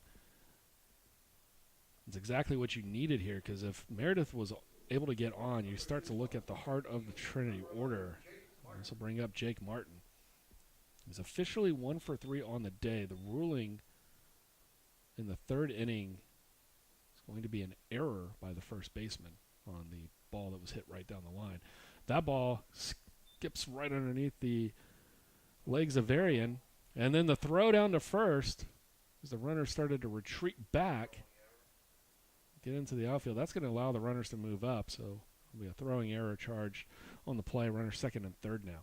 Yeah, probably didn't need to throw that one. That was a bit optimistic.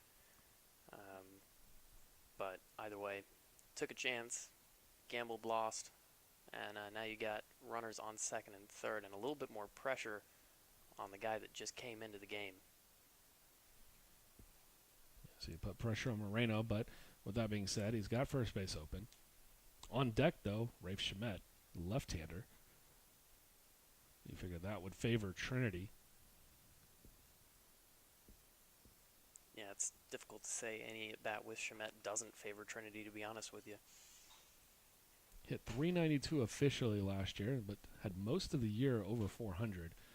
Last couple of games just sort of fell out of the bottom for him. That one misses. Now 2-0.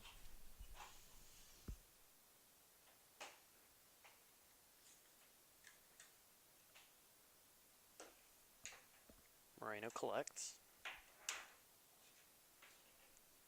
And gets the strike on the holdup.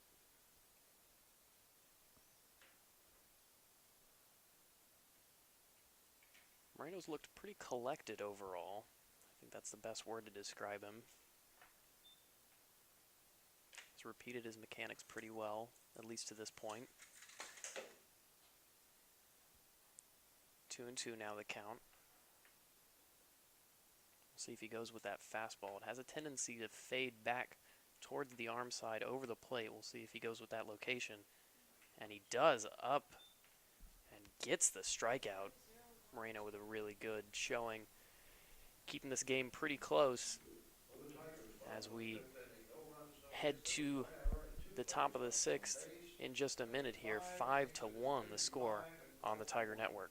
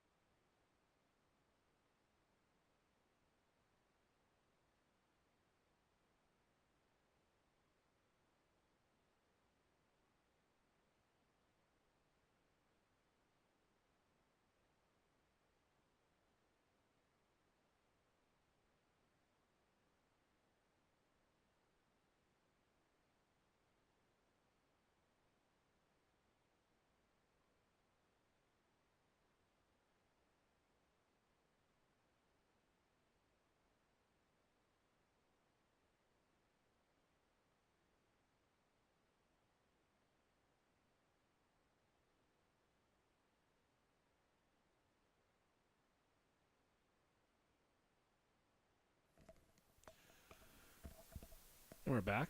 Top of the sixth inning. James Natoli still out there dealing for the Tigers. Wyatt Myers first pitch swinging, and that one is hit hard and deep. Off the wall, no, over the wall. Home run for Wyatt Myers. And that is 5-2. Cortland striking here on the first pitch. And you know, I mentioned it jokingly about how he likes to start that first inning off, first pitch, first contact. But it is true, he was going straight down the heart of the plate, each at bat, first top of the inning.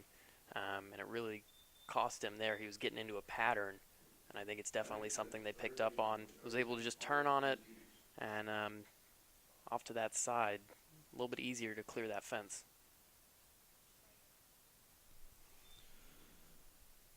That'll bring up Franzese. First pitch called strike. He struck out twice today. Takes a big hack there and now quickly down 0-2.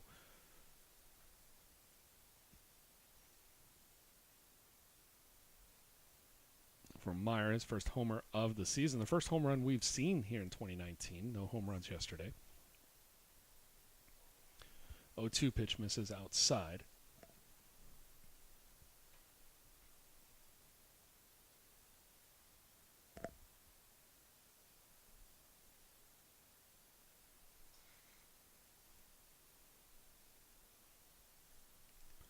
Be interesting to see how Natoli responds here after giving up that home run.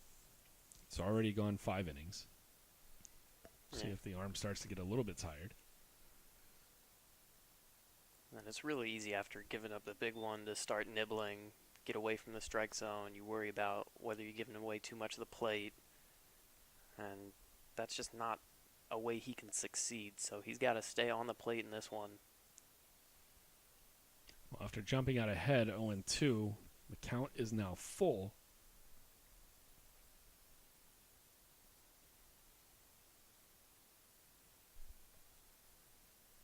And Franzese just takes a swinging hack at it. It's another strikeout. He's now 0 for 3. And Natoli's got 3 strikeouts against Franzese on the day. And I don't know if he's going to get back around to him, but that's pretty impressive showing. And it looks like he probably won't. Pitching coach Dave Smith out to the mound. Some movement out in the bullpen. And see if it's just a stall tactic to get a guy ready. No, they're actually bringing in somebody. See if we can get a feed on who that is. It's going to be a righty. So Matt Thomas will be entering in for Trinity. And we'll take a short break, be right back, and see what Thomas has when we return.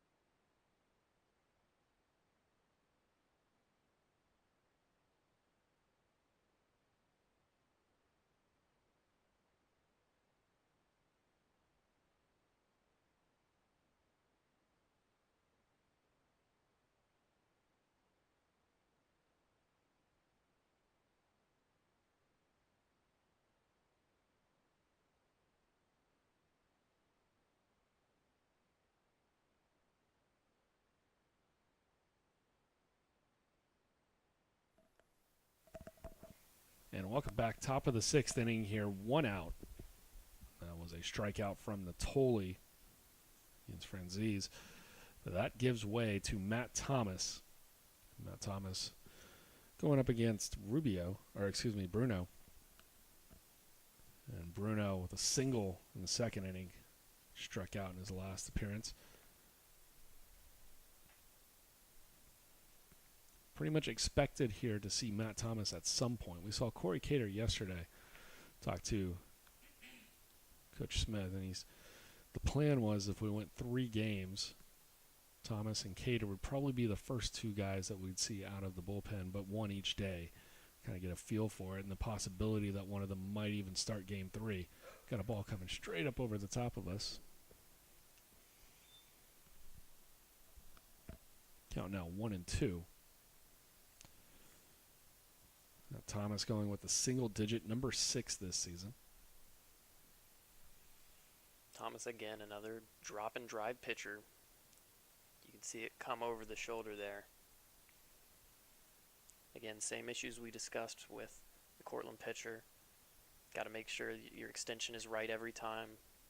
Got to make sure that you're staying in line with the plate with your stride. Both of those things really important for him if he wants to keep command here. And speaking of command, it's a bit off. The count now full at 3-2. Bruno on a line into center. Meredith, a couple of steps back to his right, and he's got it for the second out of the inning. Really, I think kind of lucky that that was hit straight to a fielder because that caught a lot of the plate. So it'd be interesting to see how he handles this at bat. If he can find those corners a little bit more than he did in that last one. Will be a good test here against James Varian. 1 for 2 with a double. Had a fielder's choice in his first at bat. First pitch swinging up the middle, past diving Morrison into center. Meredith will collect, and it's now a 2 for 3 day for the Red Dragons catcher. And a little 2-out rally is what the Red Dragons need. Varian able to give them a slight spark here. Let's see if might be a pinch hitter. It's going to be number 5, Brian Corpion. Corpion, the junior from the Bronx. And Dave Smith out to talk to Matt Thomas. I don't know if they've got anybody else lined up. I doubt he would have put him out there for just 2 batters.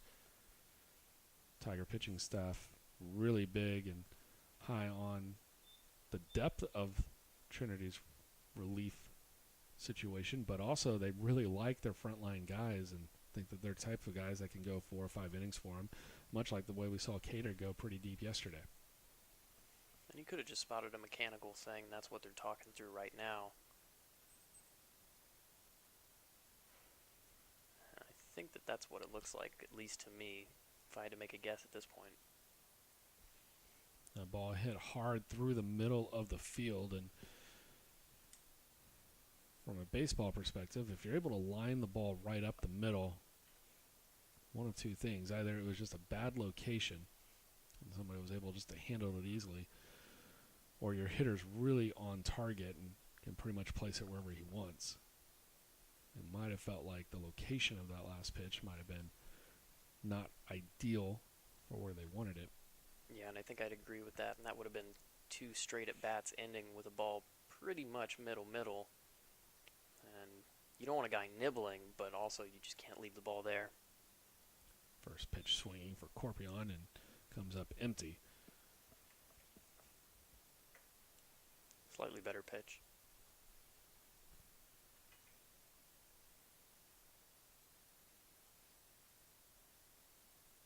That one misses down and in.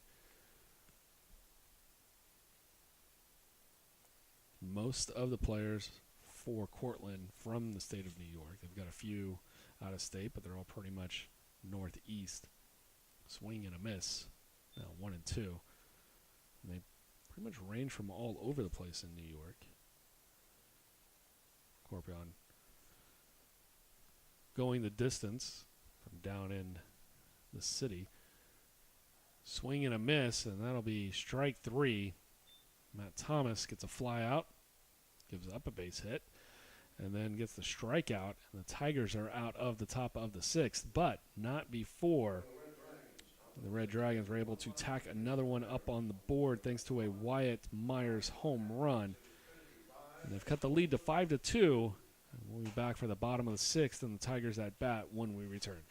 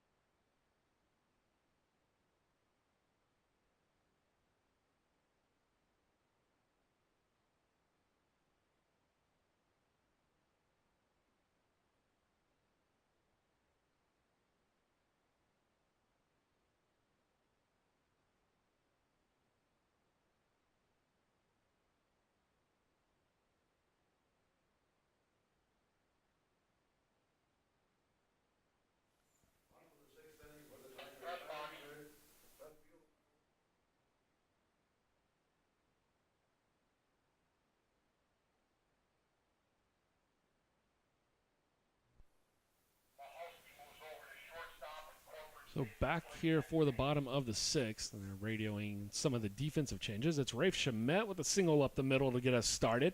And that ball rolling slowly. Shamet makes the big turn and then rethinks it. Nice job by the center fielder. I assume that's Giordano. We'll see if changes come in.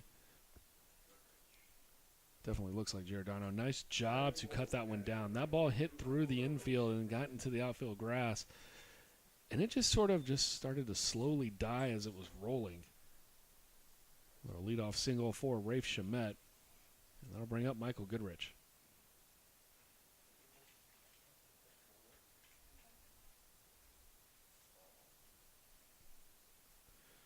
Shamet now 1 for 4 on the day. He's 2 for 8 overall on the season. Bit of a slow start for him. Did have the game-winning run, though, yesterday.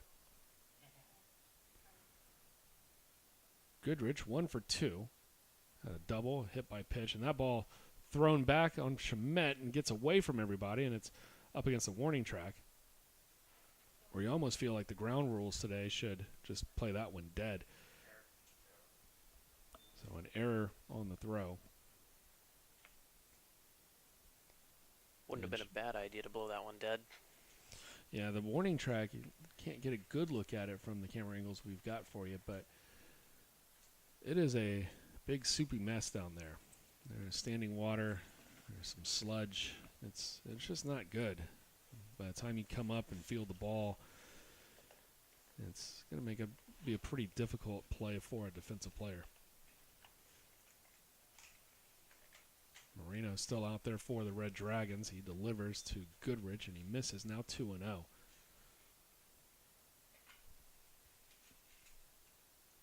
Got some action brewing in the bullpen for Cortland as well.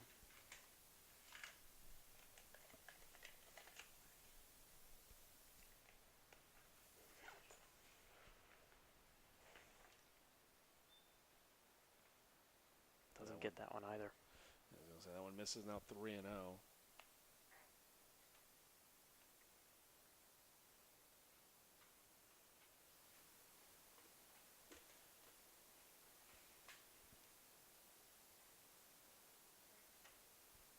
That was the best pitch he's thrown all inning. Really had everything synced up.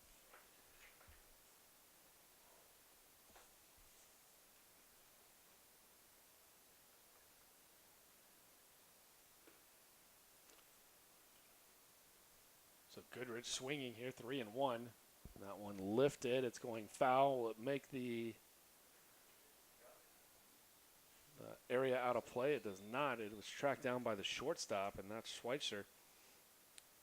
Or excuse me, that's, I believe, Mikulski playing short now. Batting fifth, first baseman number 4, John Tucker.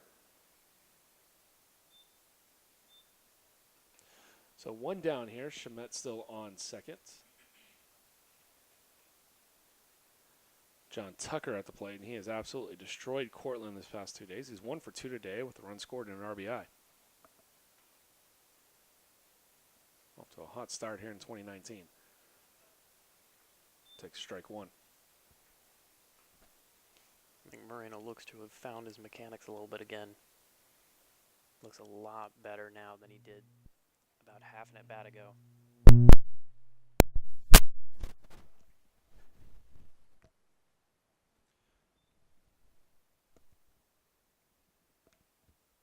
Apologies for the audio difficulty there.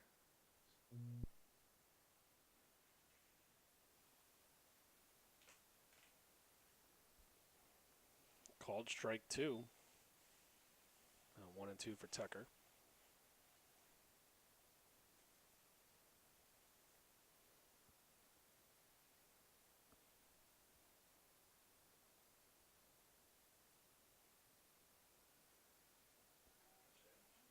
That one in the gap. And this looks like it's going to score Shamet. And it will be an RBI single. RBI, John Tucker. That'll push the lead back to 4 at 6-2 for Trinity. And Tucker, once again, just electric here in the early going for 2019. Now 2 for 3 with 2 RBI in this game. And that really wasn't a bad pitch by Moreno either. He just managed to get a slice of it. Beautiful piece of hitting to get your guy home. And you wonder now, with two guys warming up in Cortland's bullpen at this point, how long Moreno's leash is. I'd expect no more than a batter if he can't get this out.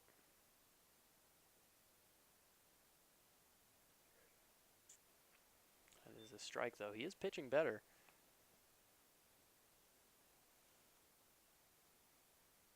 Came on and did a job last half inning. Got 2 outs when they needed him. And for Wisniewski, already 2 RBI in this one. He's 2 for 3, and he puts that one into play, but right at the left fielder. And Bavard backtracks just a bit to his left, and he's got it. That'll keep Tucker at first, and there's 2 down for Mets. I have a feeling with the game set as it is, Moreno's just kind of in here as long as he can keep it going. So if the outs keep coming, he'll stay in.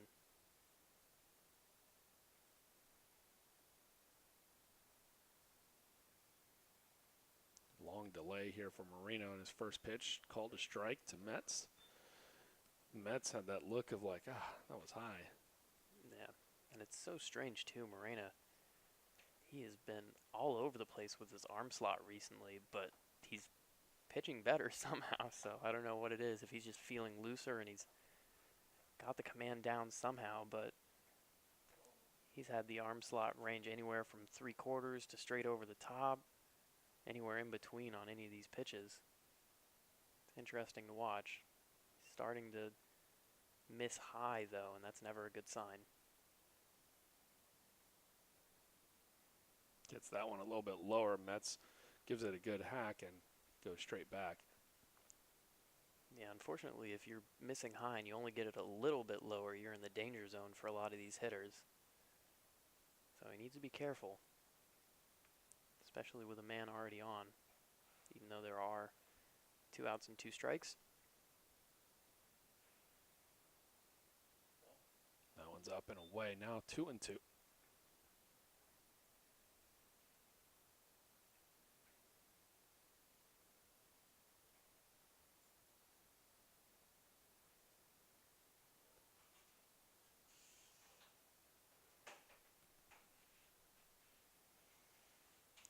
Mets puts that one into play, down into the right center gap. Cutting over is Bruno, and he'll get it back in. So that's going to hold Mets to a single, but Tucker able to race around and get to third. And great job by Bruno on a line to able to cut that down. That one should have probably gone for a double. If it had, I suspect that Tucker would have been able to score. Bruno's able to cut it off and hold everybody as best he could, and that'll bring up Caraway for Trinity.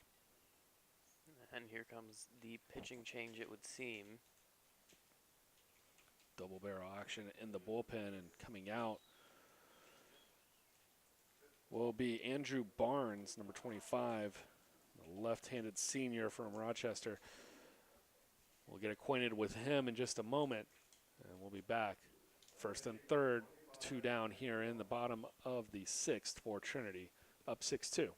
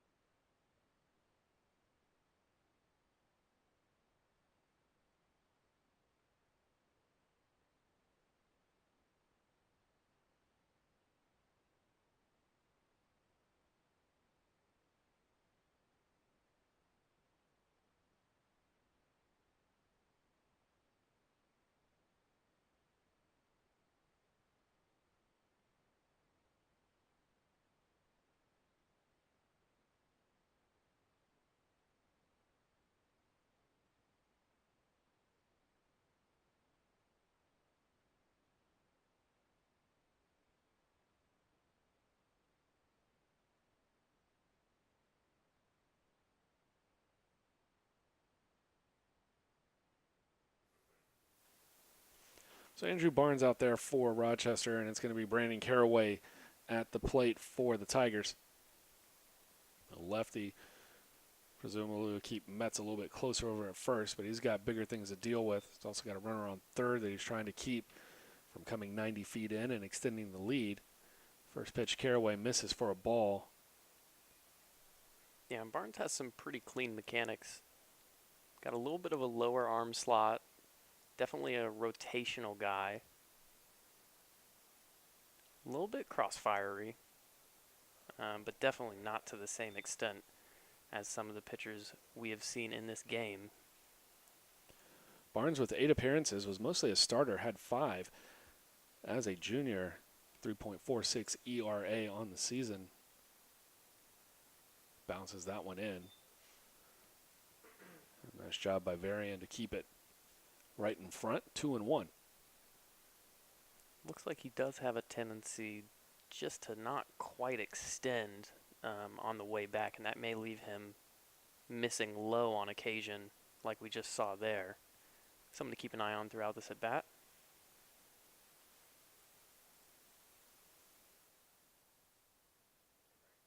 That's going to be called strike 2, so scoreboard full of 2s for Caraway.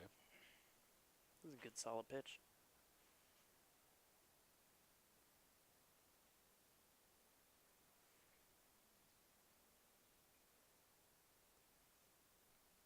Swing and a miss, or tapped it, but right back into the glove of Varian, and that will be a strikeout. So Barnes comes in and does the job, leaves the runner stranded on first and third. Tigers able to score one here in the 6th, though, and they've extended the lead back to 6-2. And we'll be back for the 7th in just a moment.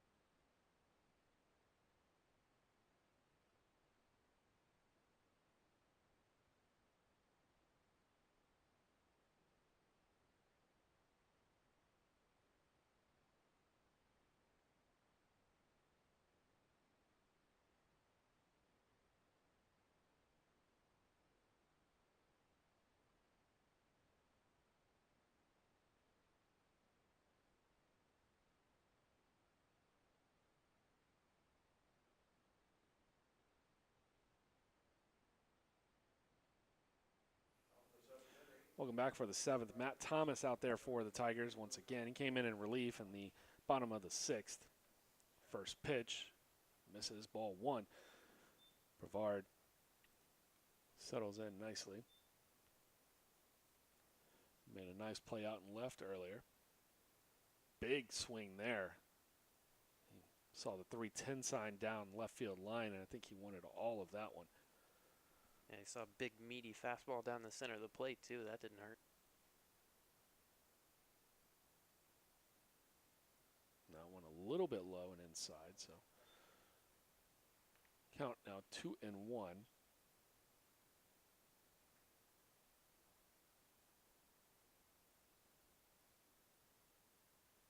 Low and away. Thomas falling behind here to the first batter, and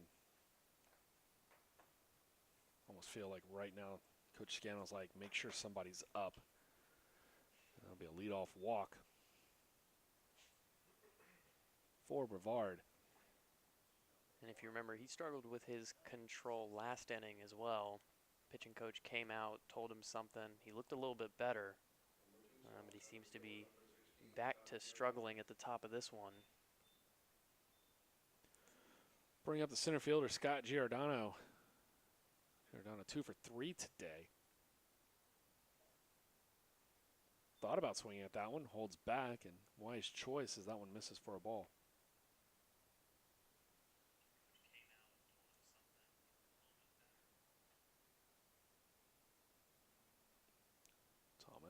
peeks over his shoulder, delivers home, gets the strike.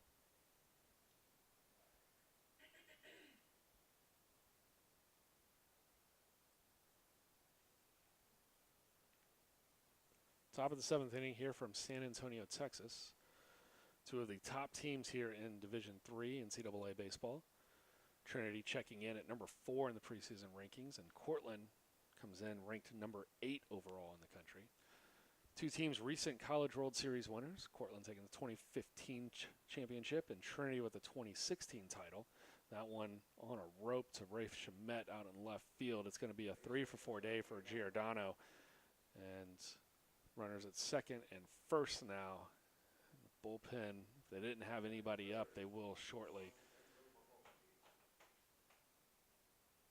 Giordano, just an excellent day in every respect. Made a great play out in center field defensively, swinging the bat well, doing a lot of things to try and keep Cortland in this game, even as Trinity seems mostly still in control.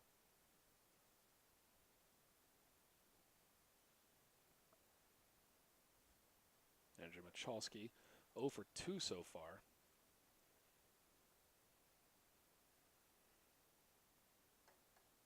Came in for Peravalaris back in the 3rd inning. Thomas misses lows. That one skips in. Runner's going to go. Bavard's got it. So he swipes third. Will be runners on first and third. Nobody out, and now it's going to prompt the visit from Dave Smith, pitching coach for Trinity. This is probably just a move to give whoever's down there throwing. I see action, but got a big screen in front of us, so we can't see any detail. Just give them just a touch more time. Right now, just the hand signals that Coach Smith has got going, pointed over to third, and then I think he's talking about the mental aspects of this game, why you can't skip that one in and allow the runner to advance. Thinking about situational baseball at this point. A little bit of encouragement from his teammates, Goodrich and Wisniewski, as they retreat back to their positions.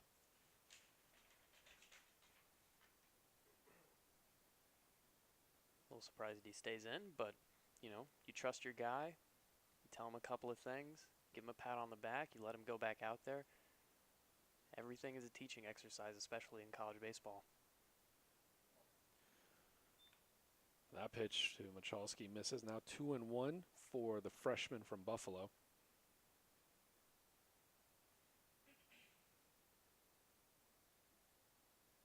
Thomas, that one gets away. 3-1 now. And this is probably the last batter we'll see from Thomas. Tigers probably willing to give up the run here if they can pull off the double play. 3-1. This felt like Michalski was just looking at that one the whole way. It's a fastball right down the middle of the plate, and he didn't even flinch. Yeah, sometimes you're just daring the guy to give you a strike and you lose. Hit and run, so that'll keep a shot for Tucker as he's able to jump on top of it and knock it down, and he scrambles over to first. That was a good job with the hit and run. Runner will move over, and also coming in to score is Bavard. That'll make the score 6-3 here in the top of the 7th. And one down and a runner on second. And we've got a pinch hitter. Coming in for Danny Coleman will be Joe Tardif. Remarkably, though, looks like no pitching change. So, gonna stick with him. He's got one out now. See if he can do the job. Tardif 0 for 5 yesterday.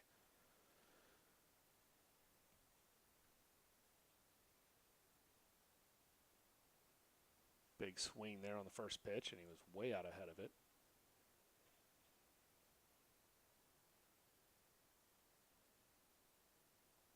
not the same type of intensity from both teams that we saw yesterday where the game was so back and forth. This one just has more of a drawn-out feel to it, but Cortland coming alive here in the last 2 innings. Starting to put runners back onto the base paths. Yeah, this does seem like a game that's just kind of slowly fraying at the edges. And we could see something really exciting happening here fairly soon. Thomas can't get the call there, now 2-1. Yeah, and his breaking balls looked pretty loopy in this game. Not exactly been a weapon so far.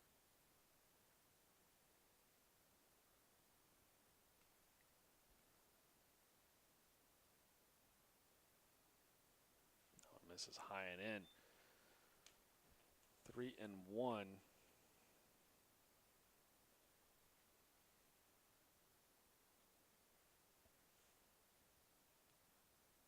Action continuing down in the Tigers' pen.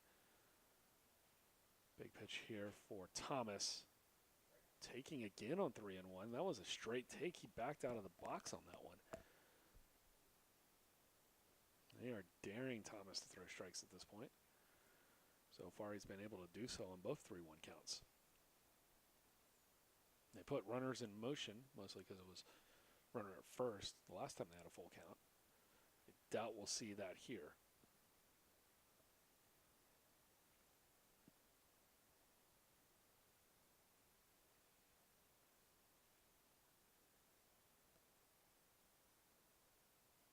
Giordano at second.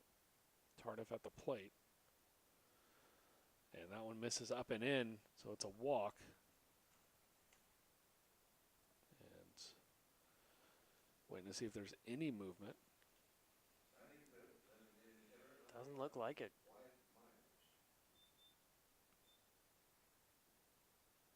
Can see Coach Scannell from up here, just giving him some words of encouragement. And I guess you have to wonder, if not that last batter, then when? Looks like they're just willing to let him ride out the inning, unless things get too hairy. First pitch swinging. Thomas bobbles it around, so he'll take the easy out over at first. That'll 2 down. Runners will advance to second and third. But for Thomas, that's the situation he'll definitely take. Yeah, anything that gets you closer to the end of this inning. That was Wyatt Myers at the plate, and the last time he was up, he went yards. So the fact that Thomas could get Myers to just ground out, I'm pretty sure he's satisfied with the result. Steven Salisbury checking in here, pinch hitting for Franzese. Now, I guess taking over for Franzese. He came in defensively to start the bottom of the 6th. First pitch from Thomas, missing again.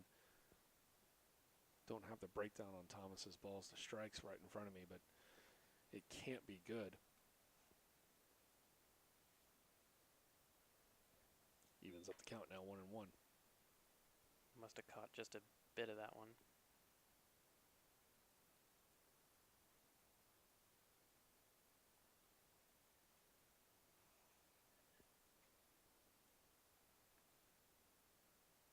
So 35 pitches, 19 have been strikes. Swinging chopper foul. Hitting the deck on that one was the hitter Salisbury.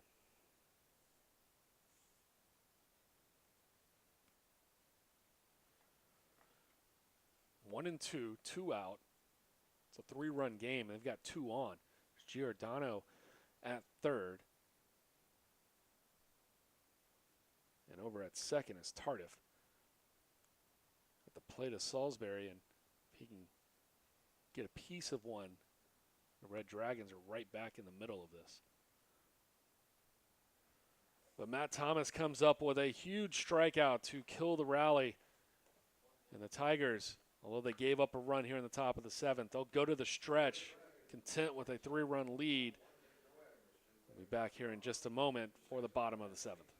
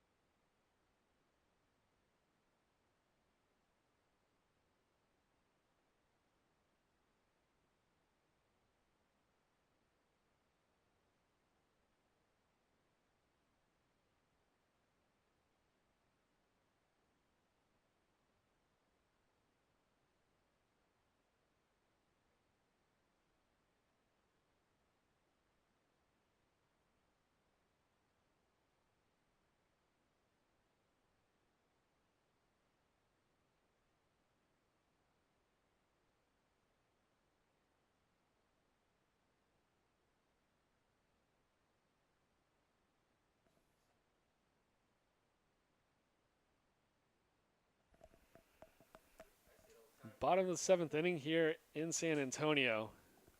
And on a gloomy day where the temperatures probably yet still hit 50 degrees. It's Logan Morris, Tigers. Barnes still out. We got the ruling on, and it's sort of Barnes officially goes in for the. He'll be hitting in the 1 spot on the double switch. Morrison officially 0 for 1, a walk, a hit by pitch, and he lined out to the pitcher in the first inning. Now run the count to 3-0. Those who have followed Morrison throughout his career, surprising, finds a way to get on base. And he takes a strike there.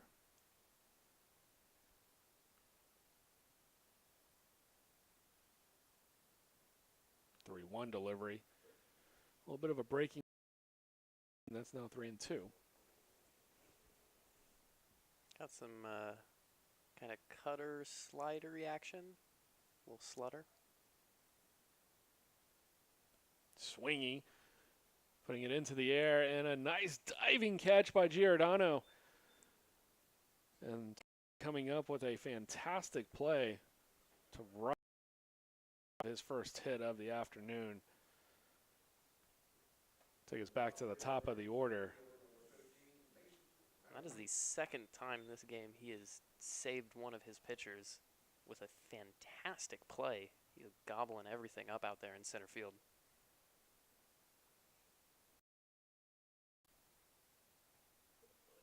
This one in the air.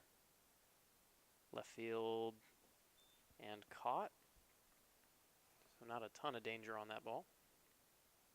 Yeah, Bavard coming on a pretty big distance there, but had it pretty easily. And Meredith is down. Meredith now 1 for 4 on the day. 2-hole, and Jake Martin 4 with a run scored. 3 for 5 yesterday.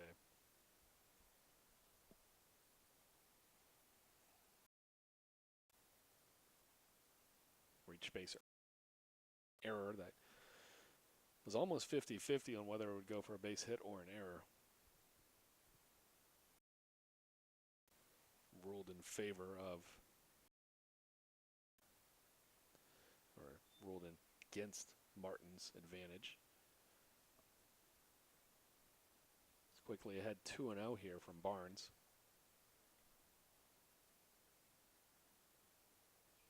Comes back with a strike.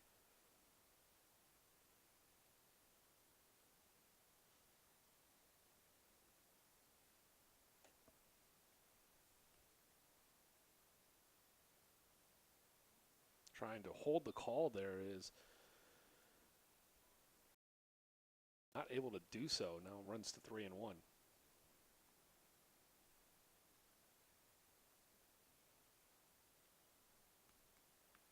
Good pitch here for Martin to hit. Barnes has to be careful. He ropes that one into left field. 2 for 5, batting .500 on the season. Just continues. Excellent start for Jake Martin, who did struggle a bit of last year. He's come out looking with all the potential that we've seen from him over the last few years. That'll bring up Shamet, the runner on and 2 out. And starting off the season, just batting .250 so far. That's where he's at today, 1 for 4. Big empty cut there for the left-handed hitter for the Tigers. Barnes out ahead now, 0-1. Shamet from Sugarland Clements.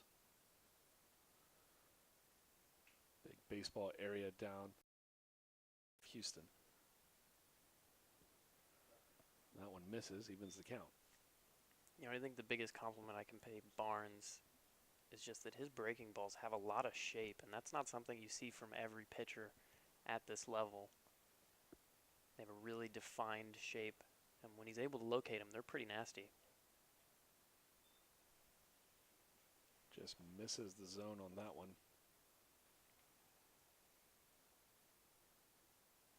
lot of Cortland bullpen, but no activity. I think it's guys just trying to stay warm. First, and Martin standing maybe just turns around, gets back safely. Probably just forgot the pitch signal.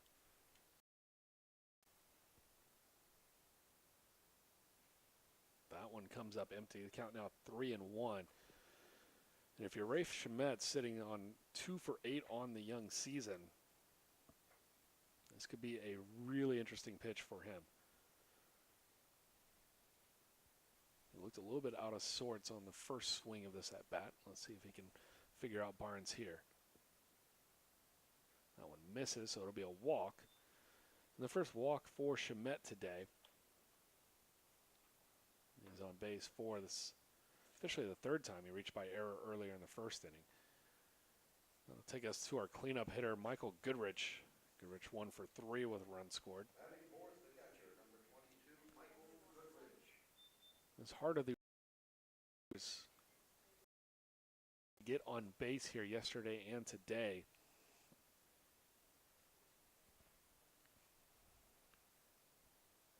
And now we do have some legit action down in the Cortland bullpen. Looks like number 23, Mitchell Cavanaugh, is warming up as together with pitcher in a time-honored tradition of just talking things out. Probably seeing if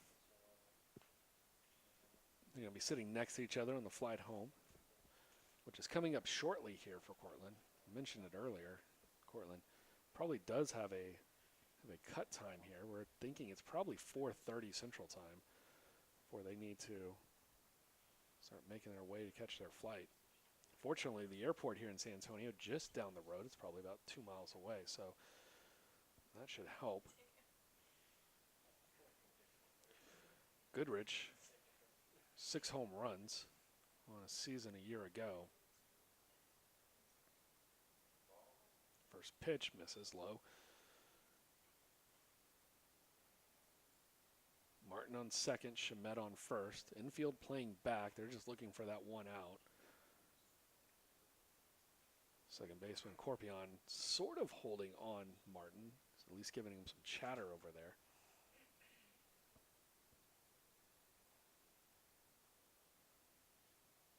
As Goodrich steps out.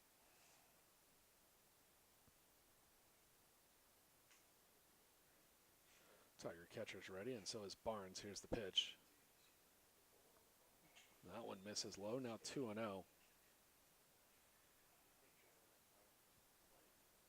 Feels a little like Barnes is just losing momentum, and as I say that, the pitching coach comes out. Yeah, he's going to make the change right now. Coach Brown had seen all that he wanted to see right there. So Cavanaugh will be in. We'll check out on him when we return here in just a moment.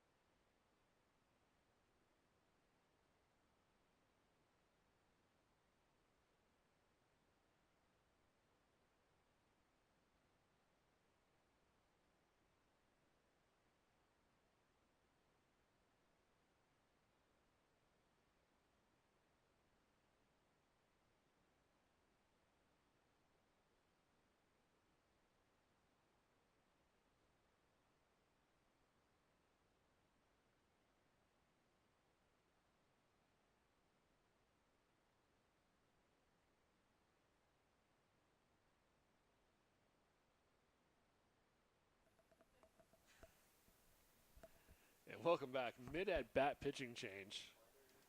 Not an uncommon sight here in Division III baseball. Goodrich will check in on Kavanaugh. We looked at his stats. There were none from last year. Cortland comes in with a lot of transfers on their team. It's hard to make out who's who with their rosters. They don't list former schools. They just go back and list the high school. And so Kavanaugh could be a transfer player, listed as a senior. Misses on the first, runs to 3-0. Schmidt at first. It's Martin at second. Now they'll move one base each, and bases are loaded full of Tigers for John Tucker. And if there's one guy Cortland does not want to see come up right now, it is John Tucker. 2 for 5 in this game. Or excuse me, 2 for 5 in yesterday's game. And Tucker today, 2 for 3, 2 RBI. Not a great situation to come into, down 2-0, and your worst nightmare after the guy. So that walk will be charged to Barnes. And this will be Kavanaugh's first official opposing batter. Misses again. That's 3 straight balls out of the pen for Kavanaugh, and it's Tucker ahead 1-0. Swinging, lifting it into the gap. That has a chance to fall just past Bavard, who can't chase it down. One's in, and second one coming around to score. It's a 2 RBI double, or excuse me, bases clearing double, 3 RBI double for John Tucker. He now has 7 RBIs in this 2-game series, and he is batting 5 for 9 on the young 2019 season. And just as I said, the one guy you don't want to see if you're the Red Dragons, and he comes through with a clutch delivery, making the nominee for the SCAC Player of the Week nomination for the Trinity Sports Information Department, a pretty obvious one.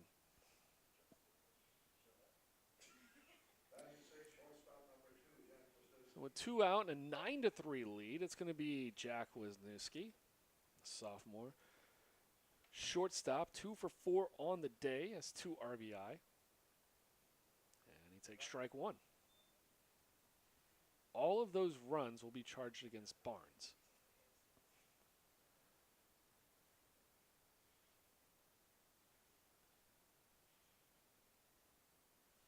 Kavanaugh responsible for Tucker. That one's lifted. I think that one's got room to get out of play. Bavard giving chase, and it's into the Tigers' hitting cage off the left field side.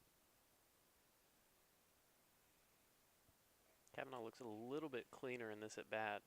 We saw him in warm-ups look a little bit shaky, and control seems to be the word of the day for these Cortland pitchers. Kavanaugh certainly no exception.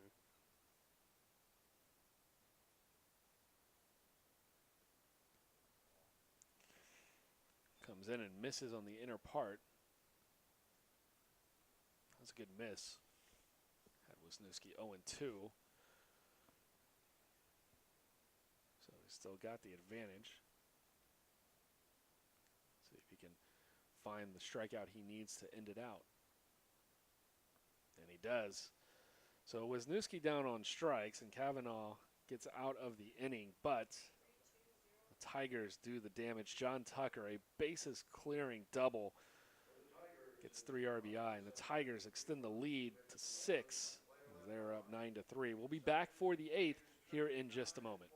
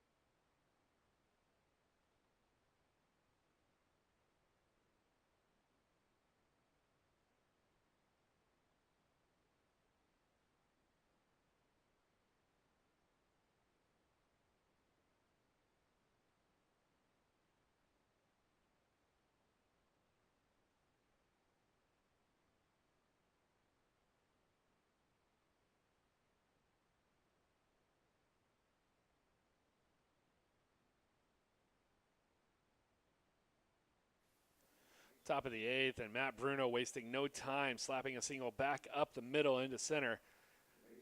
That's a base hit off of Matt Thomas, who's back out there for his 3rd inning. Came in the 6th, pitched through the 7th, and now working into the 8th.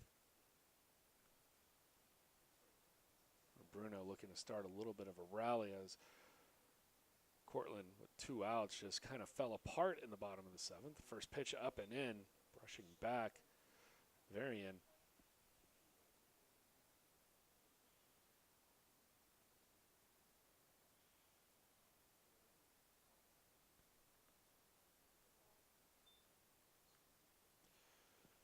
That one misses. Now 2-0 for the Red Dragons catcher. He's done a great job behind the dish defensively. That one lifted. Going back is Shamet looking up, and he will not find it. And that's a 2-run homer for James Varian. And just as I mentioned, they wanted to have something to come back on here in the 8th. Cortland striking once again. Now 9-5 the Tiger lead, and when you've got 2 teams that are this good, have this much offensive firepower, no lead is safe. And Cortland coming through with a huge shot there.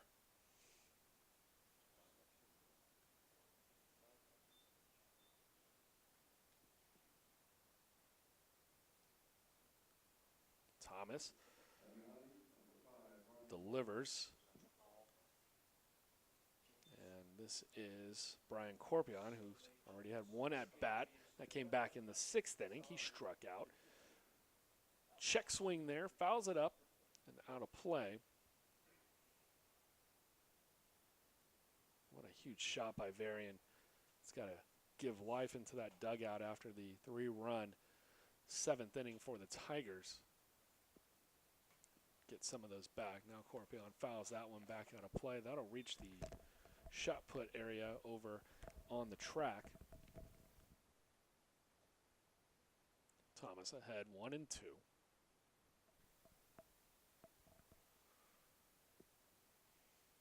Corpion with a laser into right field. It's going to fall into the right center gap. Martin picks it up. Corpion's digging in. He's got a double. And that will probably be it for Matt Thomas, but we'll see. Corpion now 1 for 2 on the day. And it has been a rough start here in the 8th inning for Trinity. And it could not be going better if you're a Red Dragons fan.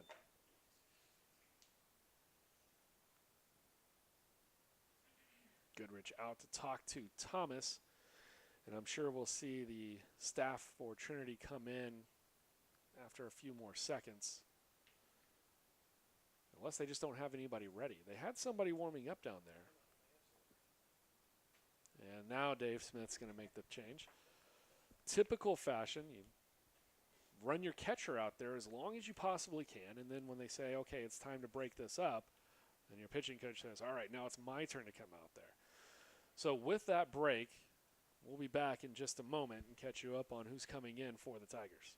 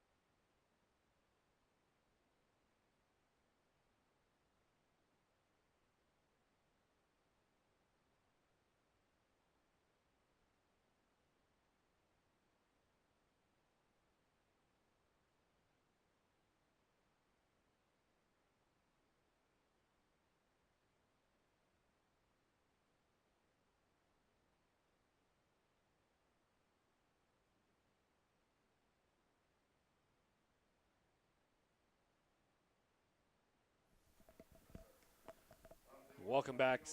In for Thomas is going to be the senior right-hander Ian Hushin, Minnesota native. Probably considering this to be a mild temperature day. We are in the high 40s. First pitch. Misses. Bavard checking in. He's 1 for 3. His last at bat, he drew a walk. Led off the game with a single. Scored 2 runs. That one misses low. Hushin, both deliveries looking a little bit more unbalanced than he was in warm-ups. Falling off to the first base side both times. See if he can get that under control. Tigers pitching staff, pitching coaches have always been impressed with Ian Hushin. In fact, he got the call for the Tigers World Series final against Keystone in 2016. Yeah, and that one right there was the one he was looking for. Count now 2-1 for Bavard.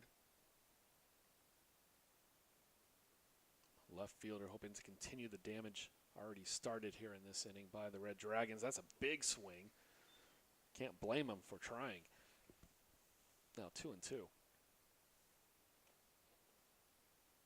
Sometimes it just takes a couple of pitches to settle in, and then you're on. Looks to be the case so far.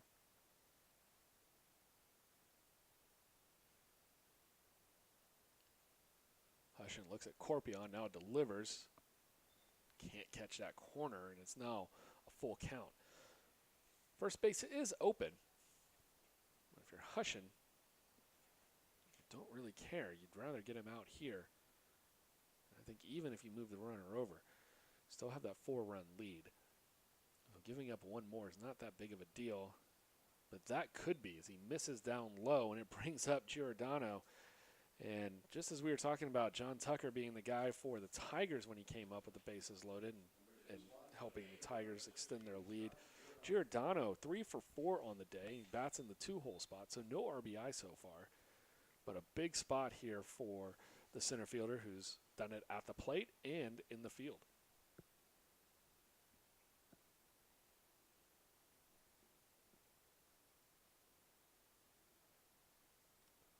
Hushin delivers. First pitch, strike 1. He's going to need a few more of those types of pitches because one thing that Coach Scannell probably won't stand for is a guy who comes in and delivers back-to-back walks to start an inning. Especially in such a high leverage situation.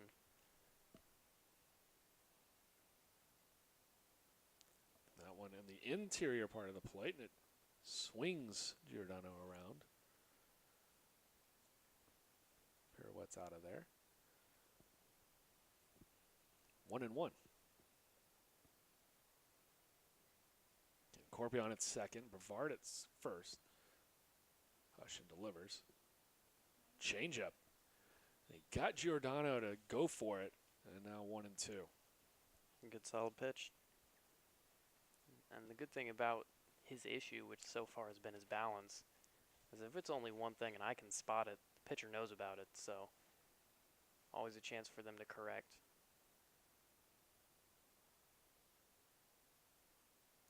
Misses. Not an unpredictable outside pitch.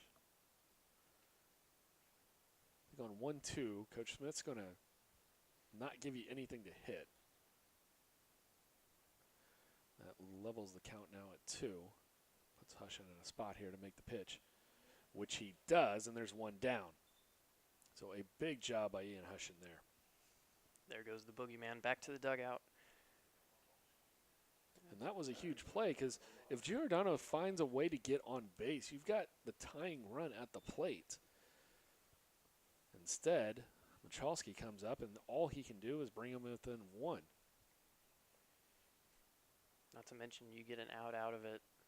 You got double play potential. You're that much closer to ending the inning. Showing bunt. Can't quite get it down, but a great idea. I like that call from Coach Brown and his crew. Talked about it with some of the guys earlier today that with how those corner infield spots were. A little bit soggy. Dropping down a few bunts here and there where you needed them wouldn't be a bad play at all. Michalski, I think, just looking for a way to keep the momentum going here. And now he's quickly in the hole 0-2 after the swing and a miss. That is the one thing that I think I don't like about bunting is that if you mess it up, you kind of only got one route to go, or else you're kind of putting yourself behind. And especially in a position where you're looking to grab back the momentum, it's a difficult spot to put yourself in sometimes. I like the thought, but the execution has to be there. Hushin delivers. That one's high. 1-2.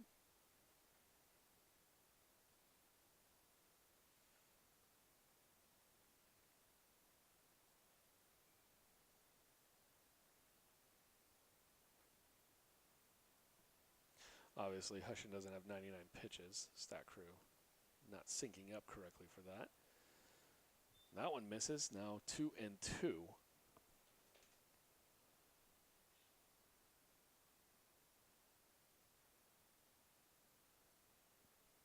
It'd be real daring if you want to try to lay down the bunt here with Michalski. You want to talk about risky. Coach Brown not afraid to take risks. Can't be. Especially when you're down by 4. 2-2. We're going to run the count full. There's only one out, so the runners will have to be aware of the situation here. Yeah, and swings don't get much bigger than this. 3-2 could go either way, obviously. On this pitch, it's going to have a big impact. And a tailor-made double play for the Tigers as Metz fields the ground ball that was hit softly over to third. He took half a step over, touched the bag, fired over to Tucker. And it's an unfortunate situation for Cortland. But Ian Hushin gets the Tigers out of a jam. We go to the bottom of the 8th. Tigers holding to a 4-run lead. We'll be back in just a moment.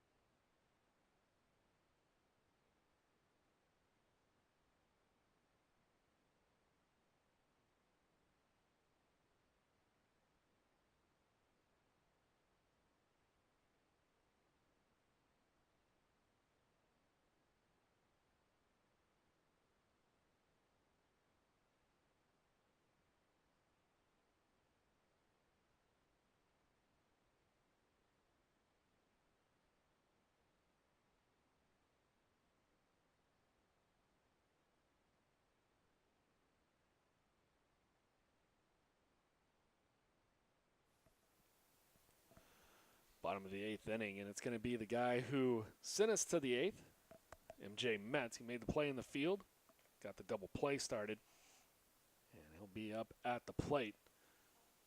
The first pitch from Kavanaugh will miss, ball 1.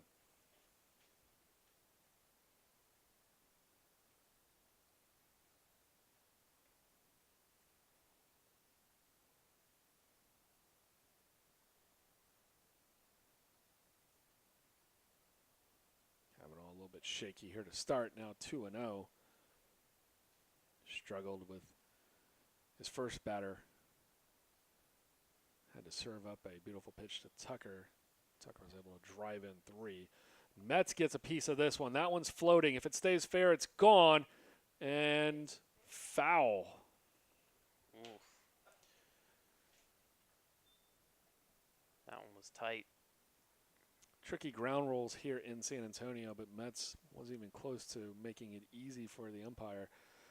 We've got a pole that connects to a net that protects the outdoor pool. That's black.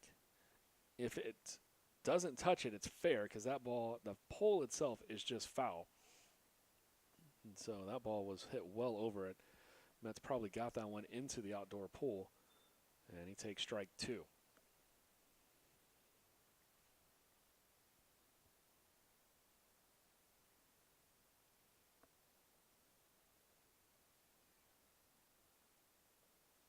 Breaking ball, and Metz is on top of it. He floats that one out into center field for the base hit. And the Tigers have something going here in the bottom of the 8th inning. For Metz now, 2 for 3 on the day. He's also got a pair of walks. He's been on base 4 times. And it's going to be a pinch hitter for Trinity. Jack Vonderhaar, sophomore from Woodinville, Washington, step in for Trinity.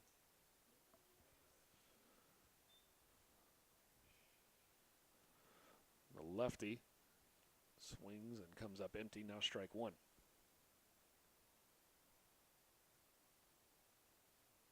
That one fouled straight back. Not afraid to swing, that's for sure.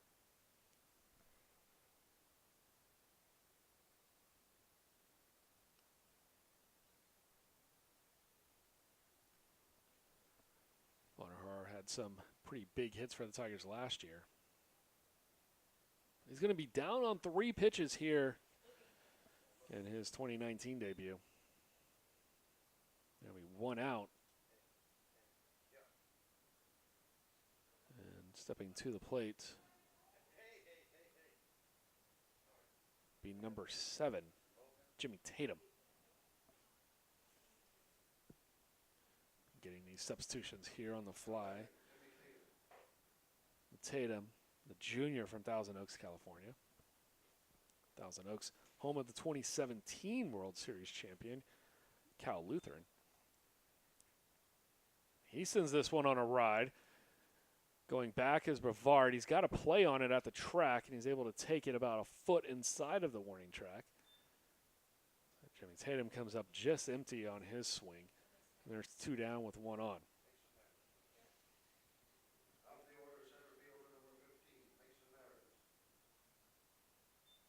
You got the 2015 champion here. You got the 2016 champion here. And you got tie, location-wise, the 2017 champion. 2018 champion, who can't repeat this year, is UT Tyler up in Northeast Texas.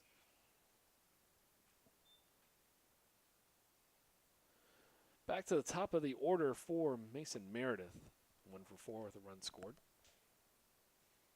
And UT Tyler can't repeat as champions, as they've still technically in Division III, but they are in their transfer window period. They're moving on to Division II with hopes to go Division I before too long. That one's outside. The count now 2-0. Kavanaugh's looked generally a little bit tighter this inning, but bounce has been a major issue for him, especially on the breaker, I've noticed. Seems to look like the delivery just throws him off on that breaker. I think it's led him to trust the fastball a lot more during his stint, and he's been catching the plate with it, especially this inning. And Kavanaugh hoping to get the Red Dragons out of here quickly, so they got a chance in the 9th.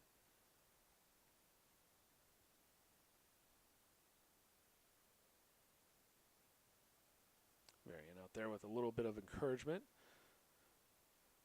Trying to figure out what to do here on 2-0.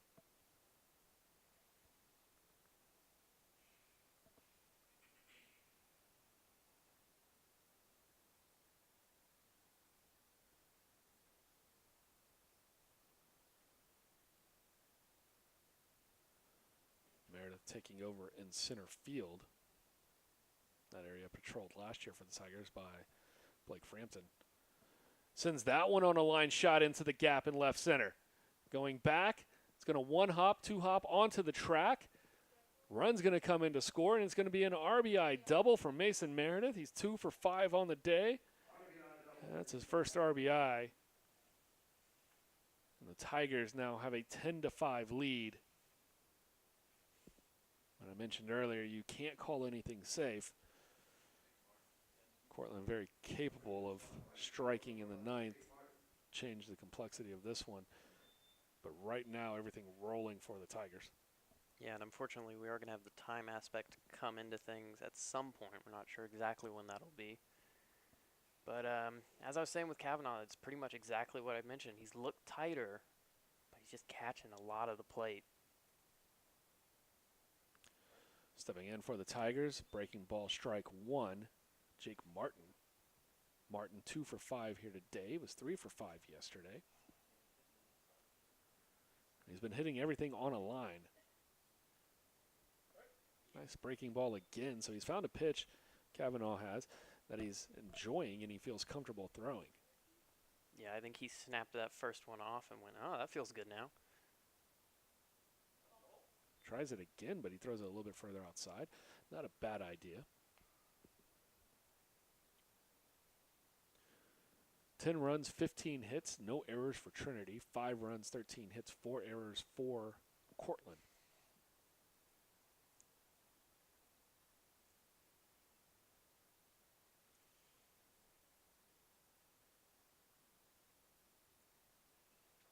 I think most of us here would agree that got cheated a little bit, only getting a 2-game series. Yeah, I want a lot more of this. That one looped in, now 2-2. And if Cortland does go on to lose this game, it's going to be a rough 0-2 start. But it was the idea thinking coming in. You've got a top 10 matchup between two teams here in the top 10. If somebody did start off 0-2, or if we got all three in and somebody started off 0-3, it's really hard to look at that and say that they're still not one of the best teams in the country. Of course, Trinity trying to make a statement. They finished 33-9 last year. The rough part was is they were ranked number 1 in the country all the way until the playoff poll. Martin fouls that one back. But they lost 5 of their last 7 games of the season.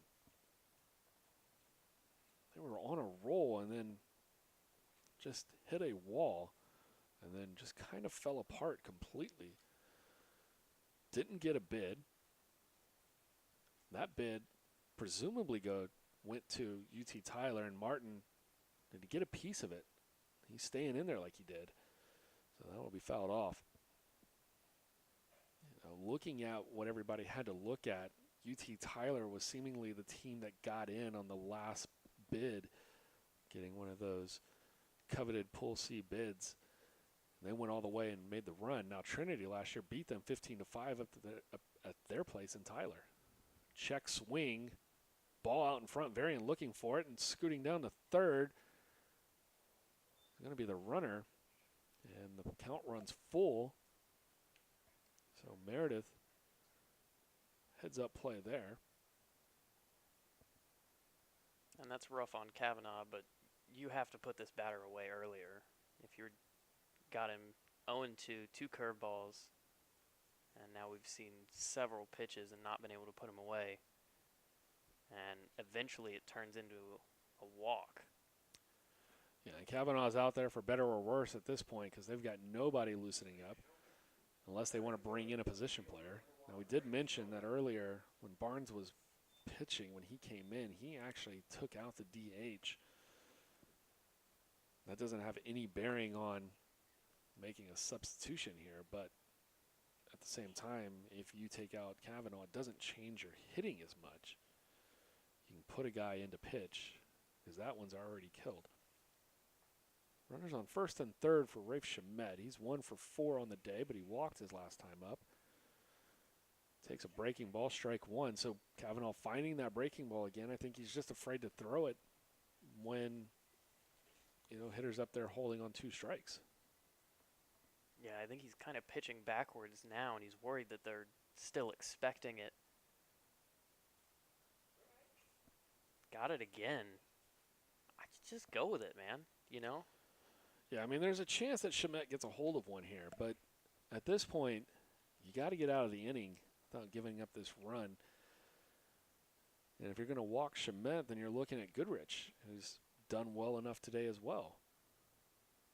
That one he tried, but he couldn't quite get it all the way over. So that one's low, now 1-2.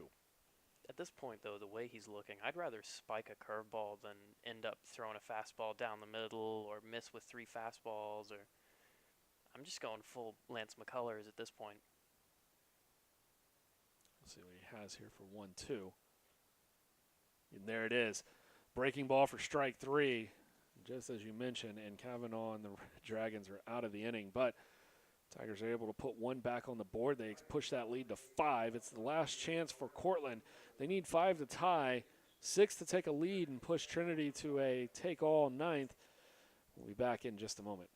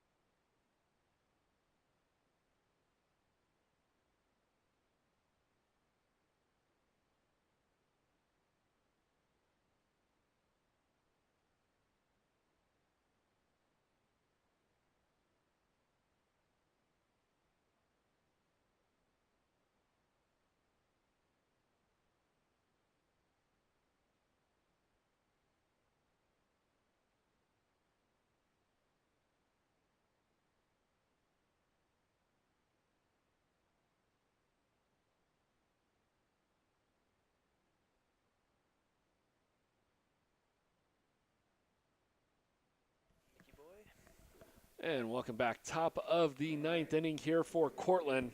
Nick Shepard pinch hitting, and he looks to begin what will probably be the most expensive comeback in Joe Brown's coaching career if he can get it. They say that, and strike 1 after showing bunt. Taking on the pitch, I think Shepard there. Say that because we were told a cutoff time of this game at 4:30. That's 14 minutes from now here Central Time. Cortland needs to start making their way to the airport. Otherwise, you got some fees and payments on a change flight pattern. That one spiked into the ground by Hushin, and evens the count at 1. Yeah, that one didn't look good from the set. Sometimes you're uncomfortable, you don't have your hand on the ball quite right. Some guys, they let it rip anyway, and you miss one every now and again. Not the biggest deal in the world. Two teams playing their 4th contest against each other. The first time they met was in the national semifinal in 2016 up in Appleton, Wisconsin. Depending on whose fan you are, you thought they were either fantastic games or you felt you got cheated. I will tell you that yesterday's game combined with those two, this has been the most fun that I've seen two teams have as far as battles and back and forth competition that I've seen in a very long time. Hushin misses, count now 2-2. He's fortunate enough to be there for the series in 2016. Fans from Cortland were absolutely fantastic. Everything you wanted if you were a player for the Red Dragons. And that's going to be a looking strikeout for Shepard, and Hushin's got one down here in the 9th. Just managed to tail that one back over the plate. That was beautiful. So Myers checks in. He's already got a home run today.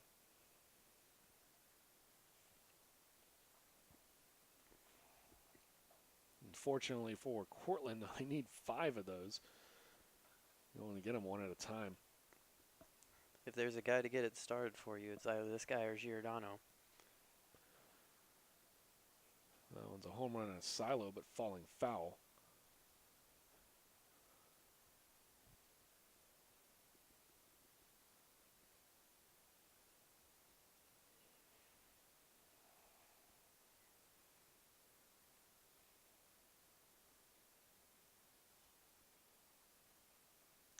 Hushin set. He likes to work fairly quickly in the 0-1. And he's going to hit Myers. So Wyatt Myers will make his way down to first. And there's one on here for Cortland. He's hung that breaking ball a couple of times. Surprised to see him go to it in that situation. Brings up the 6th hole for Cortland, and it has not looked good for the Red Dragons. Salisbury replaced Franzese in the 7th inning, but collectively they have 4 strikeouts. Second at bat here for Salisbury. They can share the sombrero. Probably pick one up on their way back to the airport.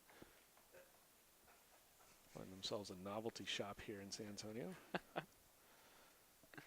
That one fouled back, now 1-1.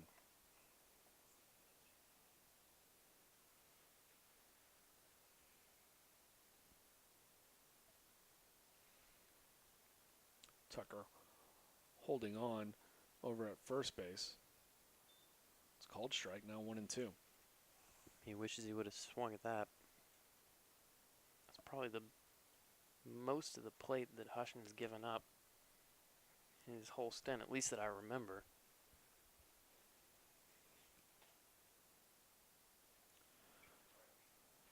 Called strike 3, and that's 5 in the 6th hole. Down on strikes for the Red Dragons. They look back at this game, that's going to be one that they felt maybe some missed opportunities. That'll bring up with 2 outs. The right fielder, Matt Bruno. It's 2 for 4. If he can find a way to get on, James Varian's behind him. Varian with the 2-run homer already. That one up onto the gym rooftop. 0-1.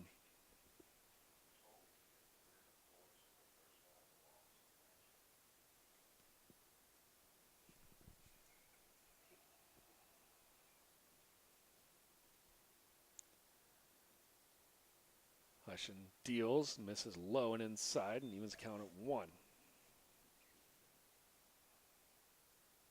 Doesn't quite have the breaker in this outing, it doesn't seem like.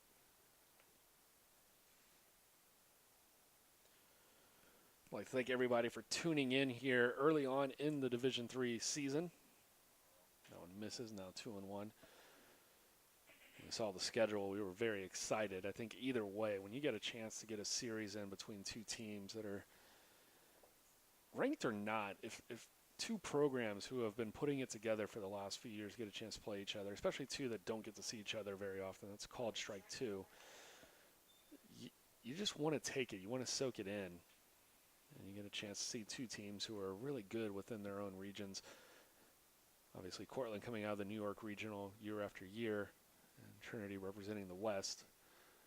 Just a fantastic opportunity for these 2 programs to play each other. Swinging fouled off, and we'll stay alive here for Bruno. Down to their last strike, though. I thank all the fans from New York that have tuned in. Happy we could bring you this. And all the Tiger fans, we're looking forward to a fantastic broadcast season. And it's going to be the second hit by pitch. He hit Myers earlier, and now he's hit Bruno. So they've got 2 on for Varian. He's already hit a home run. It's another one. It's 10-8. They've got something brewing. Tigers this year, though, 33 home games. That'll obviously be a little bit different as we lose 1 game here in this series. So they could pick up another game played either at home or, as I reluctantly say, maybe catch a road game somewhere, guys. Give us a little bit of a breather. But on the original schedule, 33 home games. Hushin delivers. That one skips into the dirt. Ball 1. Just a weird, quirky schedule. We're back at it next weekend on Friday. Birmingham Southern. Talk about regional powers. They've represented the South for the last couple of years. Former conference foe out of the SCAC, now in the SAA. Check swing, called strike 1, went through, made strike 1. We'll have those games scheduled for Friday, Saturday, and Sunday. And looking at the forecast, bring in a team from New York and we get cold, gloomy weather. Bring in a team from Alabama and it's supposed to be 75 to 80 throughout the weekend. We just want to make everybody feel right at home when you come in. Got a couple of teams from the Northeast checking in after next weekend. Endicott comes in on the 22nd through the 24th. Babson's here March 1st through 3rd. Rochester's here March 8th through the 10th. We got a random game against Milliken on the 12th. Our Lady of the Lake, crosstown NAIA school on March the 19th. Then, one of the series that we're going to be really looking forward to, this home or the SCAC conference opener at home versus Texas Lutheran. That's going to be a 3-game set, March 22nd through the 23rd. Doubleheader on the 23rd. Nope. Throw over to first. James Hill, the public address for the Tigers. He's ready to go. He wanted to call it right then. Umpire at first says, look, it was safe. We're going to keep playing this. They had a little bit of indecision on it.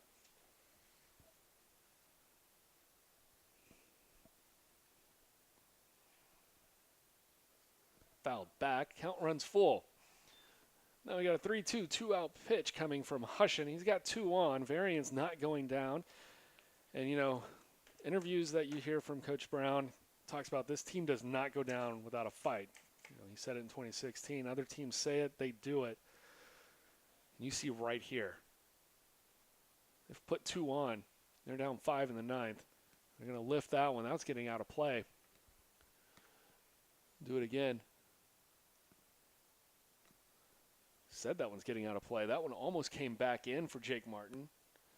It lands about 1.5 feet out of the outside side of the fence.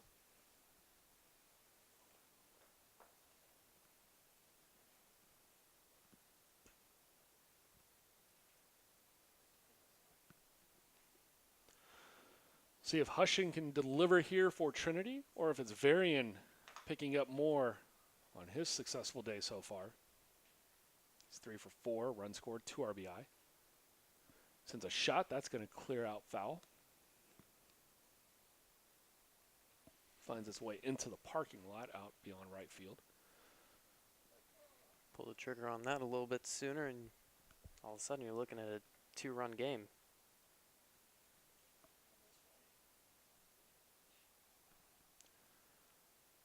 Hushin still battling up there for Trinity. 2 runners are on by hit by pitch. Varian will get on any way he can at this point. That's going to stay in play. Martin camps out underneath it, goes back a few steps and collects, and that will do it. 10-5 your final score, and Trinity starts the season 2-0 for Cortland. A rough start, now 0-2. They'll head back to New York. They've got games coming up in 2 weeks against Salisbury and LaRoche back in March. They've got a tough schedule themselves. Good luck to Cortland the rest of the way. If we can meet you at the end of the year, we'd be happy to do this one more time. And for Trinity, again, we're back on the air on Friday against Birmingham Southern. You can check out TrinityTigers.com for all the links that you need. Or Sam McWhorter and all of our student interns here on the Tiger Network. Thank you for tuning in. Have a great night.